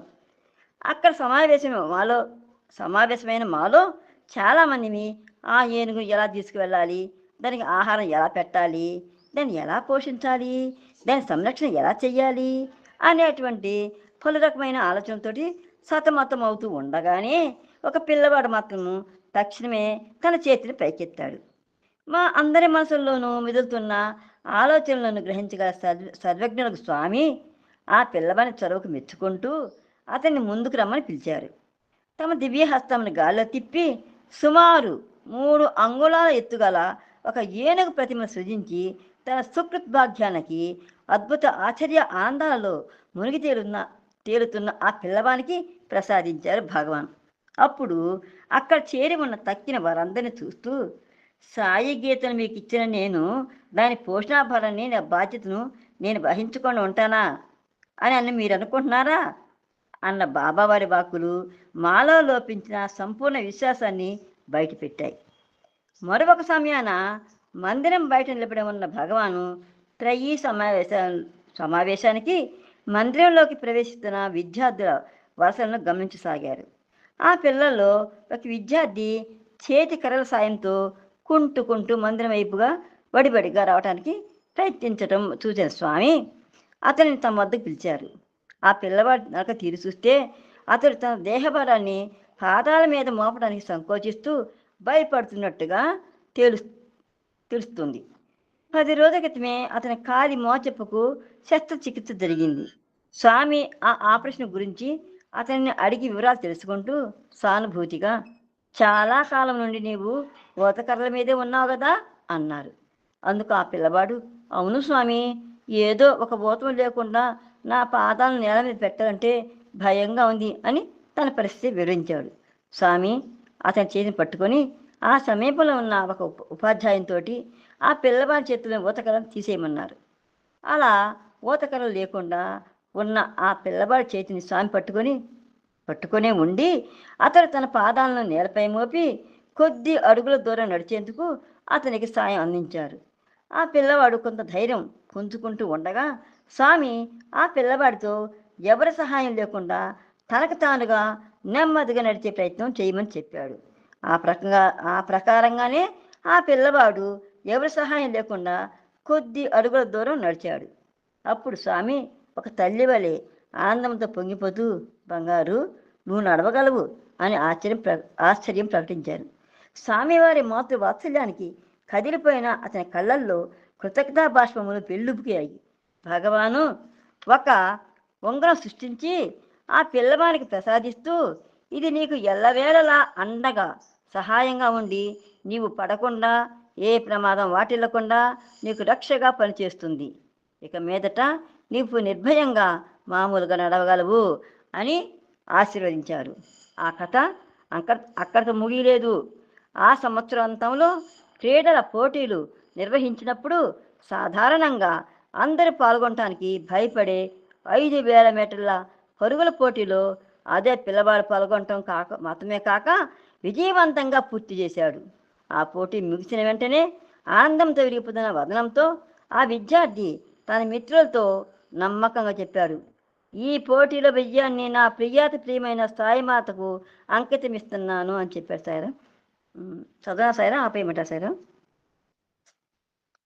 సరేమండి. అధ్యాయం 4 దేవదేవుని అలరించే దేవగంధర్వ గీతం. సంగీత జ్ఞానము భక్తి విన సన్మార్గము కలదే మనసా, భృంగి నటేశ సమీరత ఘటజ మతంగా నారదాదులు పాసించే. సంగీత జ్ఞానము భక్తి విన సన్మార్గము కలదే మనసా, న్యాయాన్యాయము తెలుసును జగములు మాయామయమ తెలుసును, దుర్గుణ కాయ జాతి షడ్రిపులు జయించు కార్యము తెలుసును త్యాగరాజునికి. సంగీత జ్ఞానము భక్తి విన సన్మార్గము కలదే మనసా. సంగీతం సాక్షాత్తు దేవతతో మాట్లాడే భాష అన్నాడు ప్రముఖ రచయిత, చరిత్రకారుడు, మేధావి థామస్ క్లారైల్.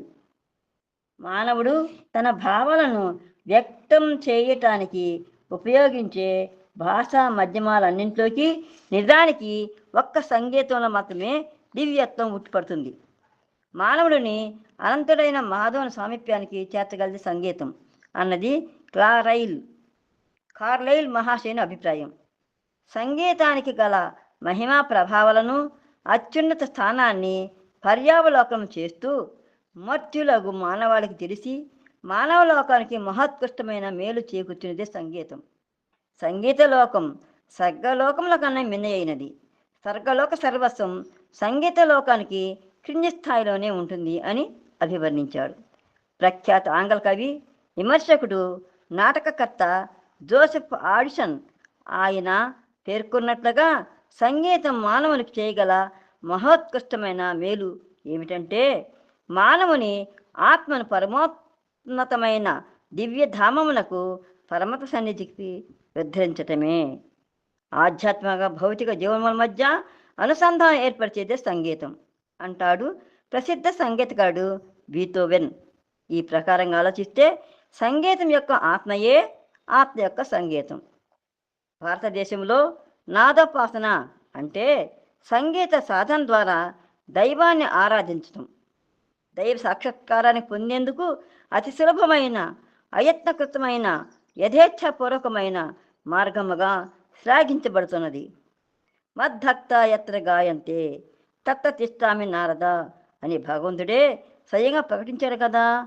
ఎక్కడ నా భక్తులు నన్ను గురించి గానం చేస్తారో అక్కడ నేను ప్రతిష్ఠితునై ఉంటాను అన్నది భగవంతుని ఆశ్వాసన. భగవంతునిపై గల అనురక్తియే భక్తి అని భగవాన్ శ్రీ సత్యసాయిబాబా వారు సెలవిచ్చారు. అట్టి భక్తి భావము, భక్తి రసము, భక్తి తత్వములతో సంపూర్ణంగా నిండి ఉన్నప్పుడే సంగీతము తమ పరమ లక్ష్యము, పరమావధి, పరమార్థము అయిన పరమాత్మ సాక్షాత్కారమును సాధించగలదు. ఇట్టి పరమార్థ భావనని ప్రతిబింబిస్తూ మహానీయుడు వాగ్గేయకారుడు, భక్తుడు, భక్తి సంగీత కృతికర్త శ్రీ త్యాగరాజ స్వామి తన కీర్తనలో సంగీత జ్ఞానము భక్తి విన సన్మార్గము కలదే మనసా అని ఆత్మ ప్రబోధన ప్రకటనను గావించాడు. ఎట్టి దుర్గుణాలు, దోషాలు లేకుండా ఉంటే ఇంద్రియానందం ఒక్క సంగీతం మాత్రమే అని అభిప్రాయపడినాడు ప్రసిద్ధ ఆంగ్ల కవి, విమర్శకుడు, పదకోశకర్త డాక్టర్ శామ్యూల్ జాన్సన్. కానీ దురదృష్టవశాత్తు ఆధునిక సంగీత ధోరణులలో పెచ్చటిల్లిన ఇంద్రియలోలత్వం, భోగలాలస, పాశవిక శారీరక ఆందాల వంటి వికృత పోకడలను చూస్తే సంగీతం పట్ల శామ్యూల్ జాన్సన్ గారి విశ్వాస భావనలను, ఆధునిక సంగీత ధోరణులను వమ్ము చూస్తూ వ్యతిరేకిస్తుండగా గోచరిస్తోంది. కేవలం ఇంద్రియాలను ప్రేరేపిస్తూ హృదయాన్ని ఏమాత్రం స్పృశించలేని సంగీతం చిత్తభ్రమను కలిగించే అస్వాభావికమైన సంగీతం అనే చెప్పాలి. క్షుద్రమైన అనాత్మవాదము, పదార్థ భౌతికవాదము, ఇంద్రియ విషయ ఆసక్తుల వంటి అసభ్య అశ్లీల శక్తులకు కబంధ హస్తాలతో చిక్కుకొని కలుషితము, కళంకితము, అపవిత్రము గావించబడుతున్న ప్రాచీన సంగీతమునకు విమోచనము కలిగించి సంగీత సారస్వతములలో పూర్వపు పవిత్రతని, స్వచ్ఛతను, సహజత్వమును పునరుద్ధరించడం భగవాన్ శ్రీ సత్యసాయిబాబా వారి దివ్య అవతారోద్యమ ప్రణాళికల్లో ఒక అంతర్గత భాగమే.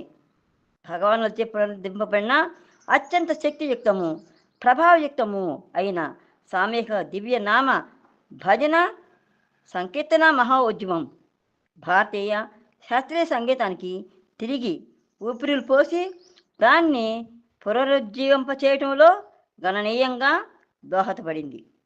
వాస్తవానికి భగవాన్ బాబావారు తన 14వ ఏట తమ దివ్య అవతార ఉద్యమాన్ని ప్రారంభించినది మానస భజరే గురుచరణం దుస్తర భవసాగరతరణం. ఓ మనసా, అత్యంత దుస్తరమైన ఈ భవసాగరాన్ని దాటించే సద్గురువు యొక్క దివ్య చరణములను ఆశ్రయించి భజించు అనే ప్రబోధ గీతంతోనే తమ దివ్య ప్రసంగాల ముగింపులో బాబావారు అత్యంత ఉత్తేజ ప్రేరకములైన భజనలు స్వయంగా పాడుతూ ఆయా సభల్లో వేలాదిగా, అంటే కొన్నిసార్లు లక్షలాదిగా ఉండేవాళ్ళు భక్తులు పాల్గొనే భక్త జనా బాహుల్యం కూడా తమతో గొంతు కలిపి సామూహికంగా గానం చేసేటట్టుగా ప్రోత్సహించే తరచైన దృశ్యాలు చూపరులకు వడలు పులకింపజేసేటువంటి అత్యద్భుత దివ్య అనుభవాలు. భగవాన్ బాబావారు కర్ణాటక శాస్త్రీయ సంగీతంలో సహజ ప్రవీణులు, నిష్ఠాతులకు మధుర గాయకులు. పూర్వము కొన్ని ప్రత్యేక సమావేశాల్లో భగవానులు గంటల తరబడి శాస్త్రీయ సంగీత కచేరీలు చేసిన సందర్భాలు కూడా చాలా ఉన్నాయి.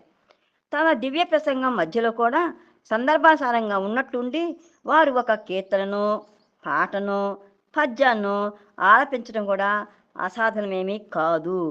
నాకు యూనివర్సిటీ విద్యార్థుల నాటకాల రిహార్సల్స్తో ప్రమేయం ఉండటం వలన విద్యార్థులకు గాన కళలోని సూక్ష్మమైన మెలకులను వివరిస్తూ పాటలు, పద్యాలు పాడటంలో స్వయంగా భగవాన్ బాబావారే ఆ విద్యార్థులకు సందర్భోచితంగా శిక్ష గడపటాన్ని అనేక సందర్భాల్లో ప్రత్యక్షంగా సన్నిహితంగా వీక్షించే భాగ్యం నాకు కలిగింది.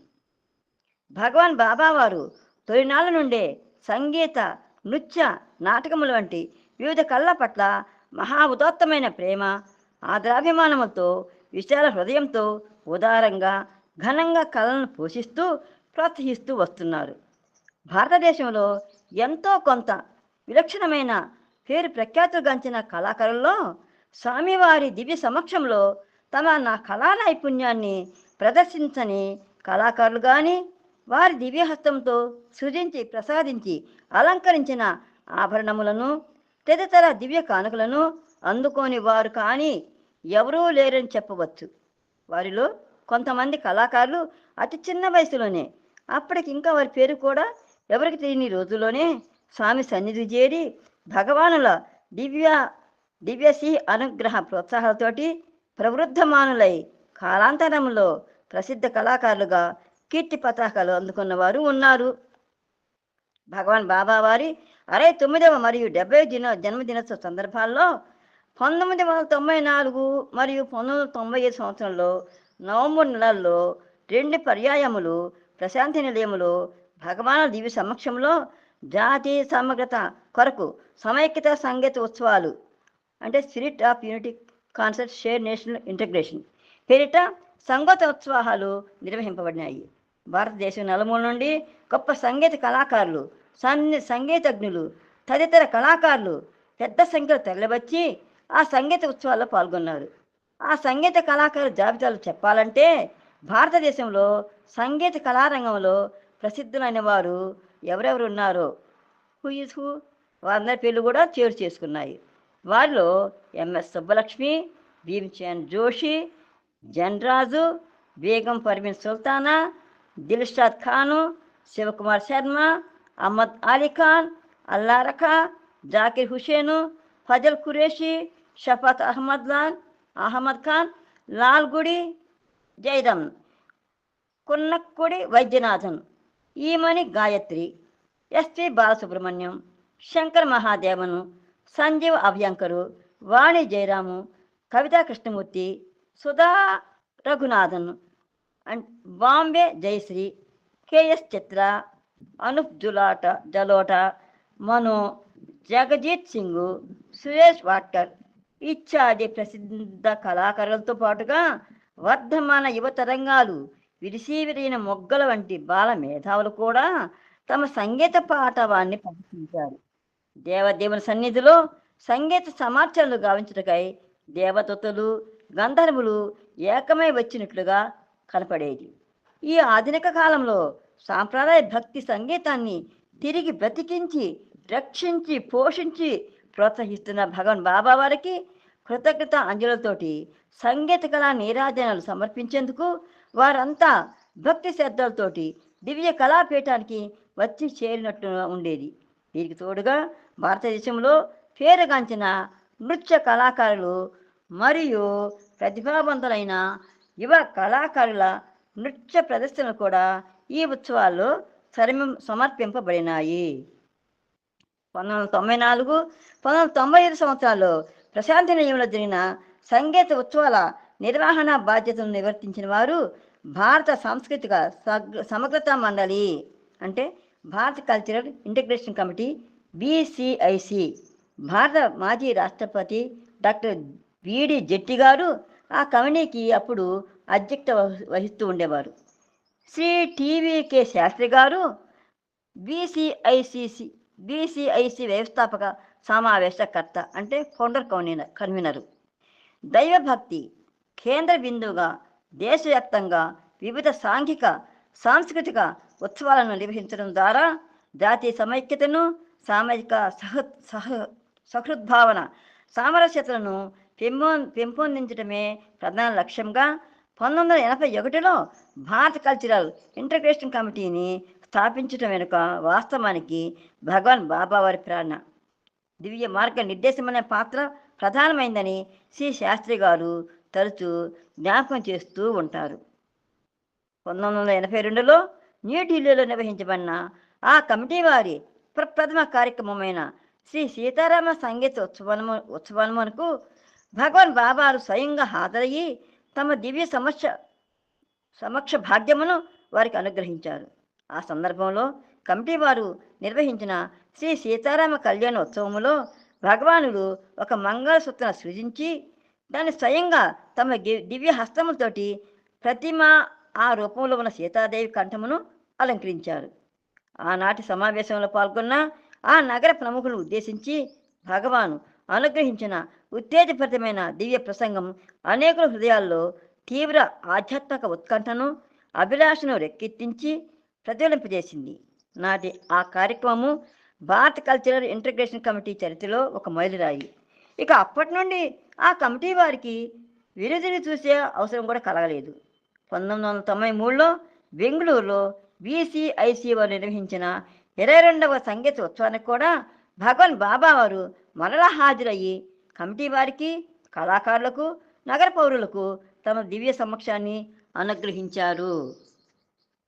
1994 వేసవిలో శాస్త్రి గారు బృందావనంలో స్వామివారిని దర్శించుకొని అదే సంవత్సరం నవంబరు ప్రశాంతి నిలయంలో సంగీత ఉత్సవం నిర్వహించేందుకు భగవానుల అనుజ్ఞ ఆశీస్సులకై ప్రార్థించగా భగవానులు దయతో అందుకు తమ సమ్మతిని ఆశీస్సులను అనుగ్రహించారు. భగవాన్ బాబా వారు శ్రీ TVK శాస్త్రి గారి జీవితంలో ప్రవేశించి ఆయన్ను తట్టిలేపి ఆయనకు ఒక నూతన దిశానిర్దేశం కావించిన వైనము అతి మనోహరముగా ఆసక్తిదాయముగా అయిన అపురూప కథ. ఆ కథ ఏమిటో శాస్త్రి గారి మాటల్లోనే తెలుసుకుందాం. నేను జన్మించింది ఆధ్యాత్మ చింతన, సంగీత నృత్య సాహిత్యాల్లో ప్రబలమైన నేపథ్యం కలిగిన కుటుంబంలో కావటం వలన నా ప్రయత్నంతో ప్రమేయం లేకుండానే నా మనసు ఆ ఆధ్యాత్మ కళారంగాలకి సంబంధించిన కార్యకలాపాల మీద ప్రేమ కలిగి వాటిలో పూర్తిగా చురుకుగా మునిగిపోయి ఉండేది. మా అమ్మగారు శ్రీ రాజరాజేశ్వరి అమ్మవారి అత్యంత ప్రగాఢ భక్తురాలు. ఆ అమ్మవారిని కీర్తిస్తూ మా అమ్మగారు అనేక పాటలు వ్రాసి వరుసలు కట్టి పాడేవారు. మా నాన్నగారు పేరు పొందిన గొప్ప పండితులు. ఆయన బొబ్బిలి రాజావారి కుటుంబంలోని పిల్లలకు విద్యను చెప్పేవారు అనమాట. మంచి కీర్తి ప్రతిష్టలు ఆర్జించి ఆ ప్రాంతంలోని ప్రజలందరిచే గురువుగా పిలువబడేవారు.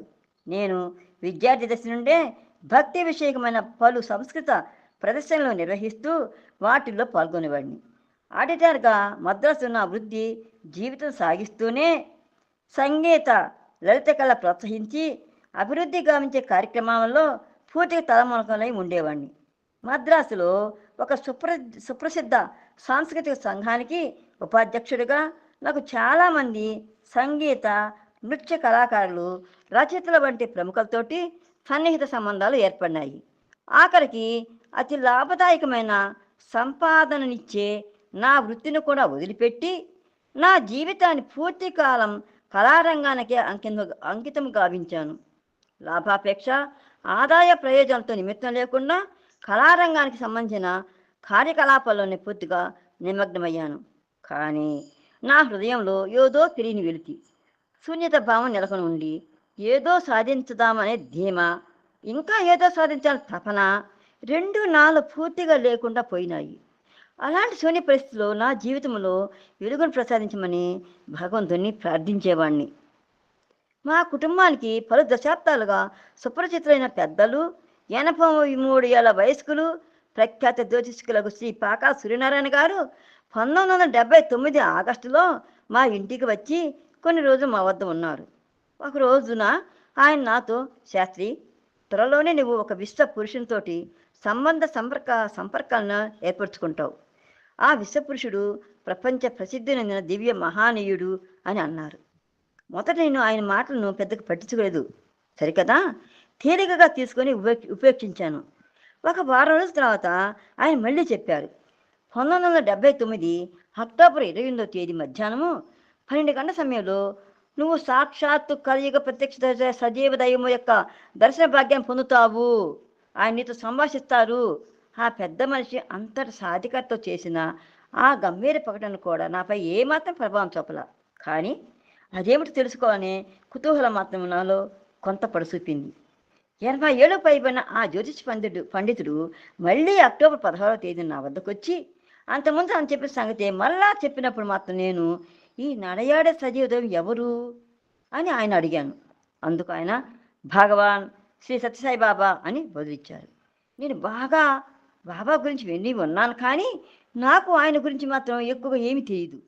నా బోటి ఒక సాధారణ వ్యక్తి సాయిబాబా వారి సామీప్యానికి వెళ్ళటం, ఆయనతో సమావేశం కావటం, ఆయన నాతో సంభాషించటము, ఇవన్నీ ఎలా సాధ్యమవుతాయని నేను ఆశ్చర్యంతో ఉండిపోయాను. కానీ సూర్యనారాయణ గారు, ఆయన తప్పకుండా నీతో సంభాషిస్తారు, బాగా గుర్తుంచుకో, అక్టోబర్ 28వ తేదీ మధ్యాహ్నం సరిగ్గా 12 గంటల సమయంలో అని మళ్ళీ గట్టిగా చెప్పారు. పరిస్థితులన్నీ కొడబలుక్కొని కట్టుకొని కలిసి వచ్చిండగా అక్టోబర్ 27వ తేదీ సాయంత్రం నేను నా సన్నిహితుల్లో ఒకరైన శ్రీ గోపాలకృష్ణ యాచంద్ర గారితో కలిసి బెంగళూరు సమీపంలోని శ్రీ సత్యసాయి బాబా వారి బృందావన ఆశ్రమంలో ఉండటం తటస్థించింది. గోపాలకృష్ణ యాచంద్ర వెంకటగిరి రాజకుటుంబం సభ్యులు.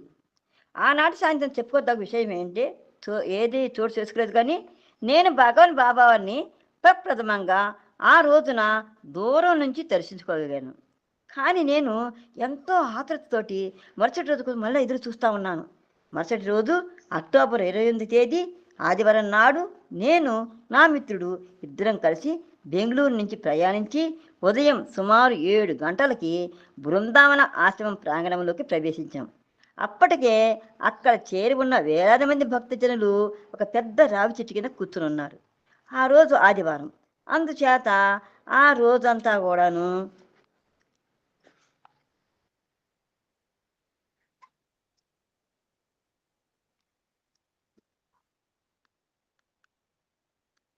ఆ రోజంతా కూడాను ఉదయం నుండి సాయంత్రం వరకు భజనలు జరుగుతాయని నా మిత్రులు చెప్పారు. ఉదయం 8 గంటలకు బాబావారు తమ మందిరం నుండి బయటకు వచ్చి భక్తుల మధ్య తిరుగుతూ దర్శనమిచ్చారు. కానీ ఆయన మాత్రం ఆ సమీపానికి రాలేదు. దర్శనం అనంతరం స్వామి తమ మందిరంలోనికి తిరిగి వెళ్ళిపోయి తర్వాత కూడా భజనలు కొనసాగాయి. చాలామంది భక్తులు ఉదయం దర్శనం పూర్తి కాగానే తిరిగి వెళ్ళిపోయారు. శ్రీ గోపాలకృష్ణ నాతోటి, స్వామి మళ్ళీ సాయంత్రమే బయటకు వస్తారు, మనం కూడా బయటికి వెళ్ళి మళ్ళీ ఆ సమయాన్ని తిరిగి వద్దాం, సాయంత్రం వరకు స్వామి ఎవరిని ఇంటర్వ్యూకి పిలవరు, వారికి ఎంత గొప్పవరే సరే అని అన్నారు. కానీ బాబావారు ఆ మధ్యాహ్నం తప్పక వస్తారు అన్నటువంటి నా నమ్మకాన్ని గోపాలకృష్ణ గారి మాటలు మాత్రం ఏమాత్రం చెల్లింపు చేయలేకపోయాయి. శ్రీ సూర్యనారాయణ గారి వాక్కులపైన నాకు అంతటి గురి, సంపూర్ణ విశ్వాసం కుదిరి ఉన్నాయి. అతి అయిష్టంగానే గోపాలకృష్ణ నా పక్కనే కూర్చుని ఉండిపోయారు.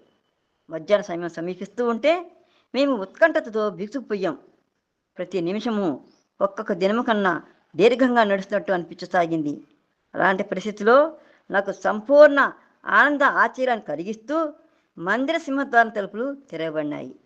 అప్పటికే మధ్యాహ్నం 12 గంటలు అయ్యేందుకు ఇంకా కొద్ది నిమిషాల సమయం ఉంది. మందిరంలో నుండి భగవాన్ బాబా బయటకు వచ్చి మా వైపుగా నడిచి రావడం చూసి నేను నా మిత్రుడు ఇరువురము భక్తితో కూడిన భయంతో బిగుసుకుపోయాం. సరిగ్గా మధ్యాహ్నం 12 గంటల సమయానికి స్వామి నా ముందు నిల్చుని ఉన్నారు. వారి దివ్య వదనములో ప్రేమపూర్వక దరహాసం తొరికిసలాడుతూ విడిగిపోతూ ఉండగా, బొబ్బిలి శాస్త్రి ఎలా ఉన్నావు అని నన్ను పలకరిస్తూ అడిగారు. వారికి నా పేరు ఊరు ఎలా తెలుసా అని నేను ఆశ్చర్యపోతున్నట్లోనే స్వామి ముందుకు కదిలి ఆ సమీపంలో కూర్చుని ఉన్న ఒక ముదుసలి స్త్రీ వైపుగా నడిచారు. ఆ వృద్ధురాలు చెప్తున్న విషయాన్ని ఎంతో ఆసక్తితోటి ఏకాగ్రతతో ఆదరణతో విని తమ చేతిని గాల్లో తెల్లగా తిప్పి విభూతి సృజించి ఆమె ప్రసాదించారు. అప్పుడు ఆయన వెనుతిరిగి నా వద్దకు వచ్చి నేను వారికి నా పాద నమస్కారం చేసుకునేందుకు వీలుగా నా ముందు వారి పాదాల నుంచి నిలబడ్డారు. నేను ఆనందంతో తేలిపోతూ నా శిరస్సును వారి చరణ కమలాలపై ఉంచాను. ఆ క్షణంలో నా జీవితంలోకెల్లా మహత్వపూర్ణమైన దివ్య అనుభవాన్ని నాకు అనుగ్రహించారు భగవాన్. నేను తలెత్తి చూశాను. ఆ క్షణంలో శంఖ చక్ర గదా పద్మములు ధరించి నా ముందు నిలిచి ఉన్న శ్రీ వెంకటేశ్వర స్వామి వారి దేదీప్యమైన దివ్య తేజోమయ రూపాన్ని నేను దర్శించాను. అది నా జీవితాన్ని మార్చేసిన అనుభవం. నా గుండె జల్లుమని నా శరీరం అంతా పులకరించి పోతూ ఉండగా వారి ముందు ముకుళిత హస్తాలతో నిలబడిన నాతో, స్వామి శాస్త్రి, నిన్ను నీవు మానవ సేవకు అంకితం చేసుకునే సమయం ఆసన్నమైంది. భిన్నత్వంలో ఏకత్వం సాధించటం, జాతీయ సమగ్రత ఇప్పటికి తక్షణ అవసరం. నీ ఉద్యమాన్ని ఆ దిశలో ప్రారంభించు అన్నారు. ఆ ఆనంద పరవశ మైమర్పులో కొద్ది క్షణాల పాటు శరీరక ప్రజ్ఞ లేకుండా నేను కళ్ళు తెరిచేసి చూసేటప్పటికి బాబా వారు నెమ్మదిగా కదిలి వెళ్ళిపోతూ కనిపించారు. గోపాలకృష్ణ గగుర్పాటుతో అపరిమితంగా ప్రకృతుడైపోయినాడు. ఆ విస్మయ అవస్థ నుండి తేరుకొని, శాస్త్రి, భగవాన్ బాబా వారితో నాకు గల 30 ఏళ్ల భక్తి అనుబంధాల కాలంలో నాకు కలిగిన అత్యంత ఆశ్చర్యకరమైన అత్యద్భుతమైన అనుభవం ఇదే అన్నాడు. ఆ విధంగా ఆనాడు నా జీవితం పూర్తిగా మారిపోయింది. ఒక నూతన దిశలో నా ప్రయాణం సాగింది. భగవాన్ శ్రీ సత్యసాయి బాబా వారు నా కోసం నిర్ణయించి నా జీవితానికి పరిచిన నూతన మార్గములో ముందుకు నడవడానికి నేను నిశ్చయుడైనాను. సాయిరామ్. సాయిరామ్ సాయిరామ్ సాయిరామ్ అంటే భగవాన్ బాబా వారు నాతో ఈ మాట పరిచిన. లలిత భజన భారత రికార్డింగ్ ఉంచుకోరు. అలాగే సార్.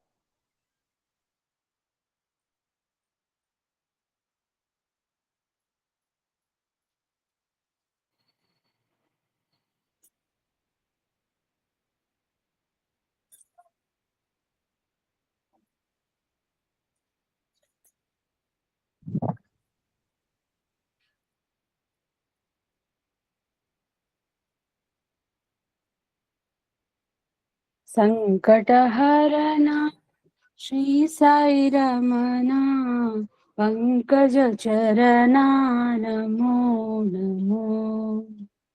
వేదోధరణ వెంకటరమణ లక్ష్మీనారాయణ నమో నమో నమో నమో నమో. పంకజ చరణ నమో నమో. సంకటహరణ శ్రీ సాయి రమణ పంకజ చరణ నమో నమో. వేదోధరణ వెంకటరమణ లక్ష్మీనారాయణ నమో నమో నమో నమో నమో నమో. పంకజ చరణ నమో. సంకటహరణ శ్రీ సాయి రమణ పంకజ చరణ నమో.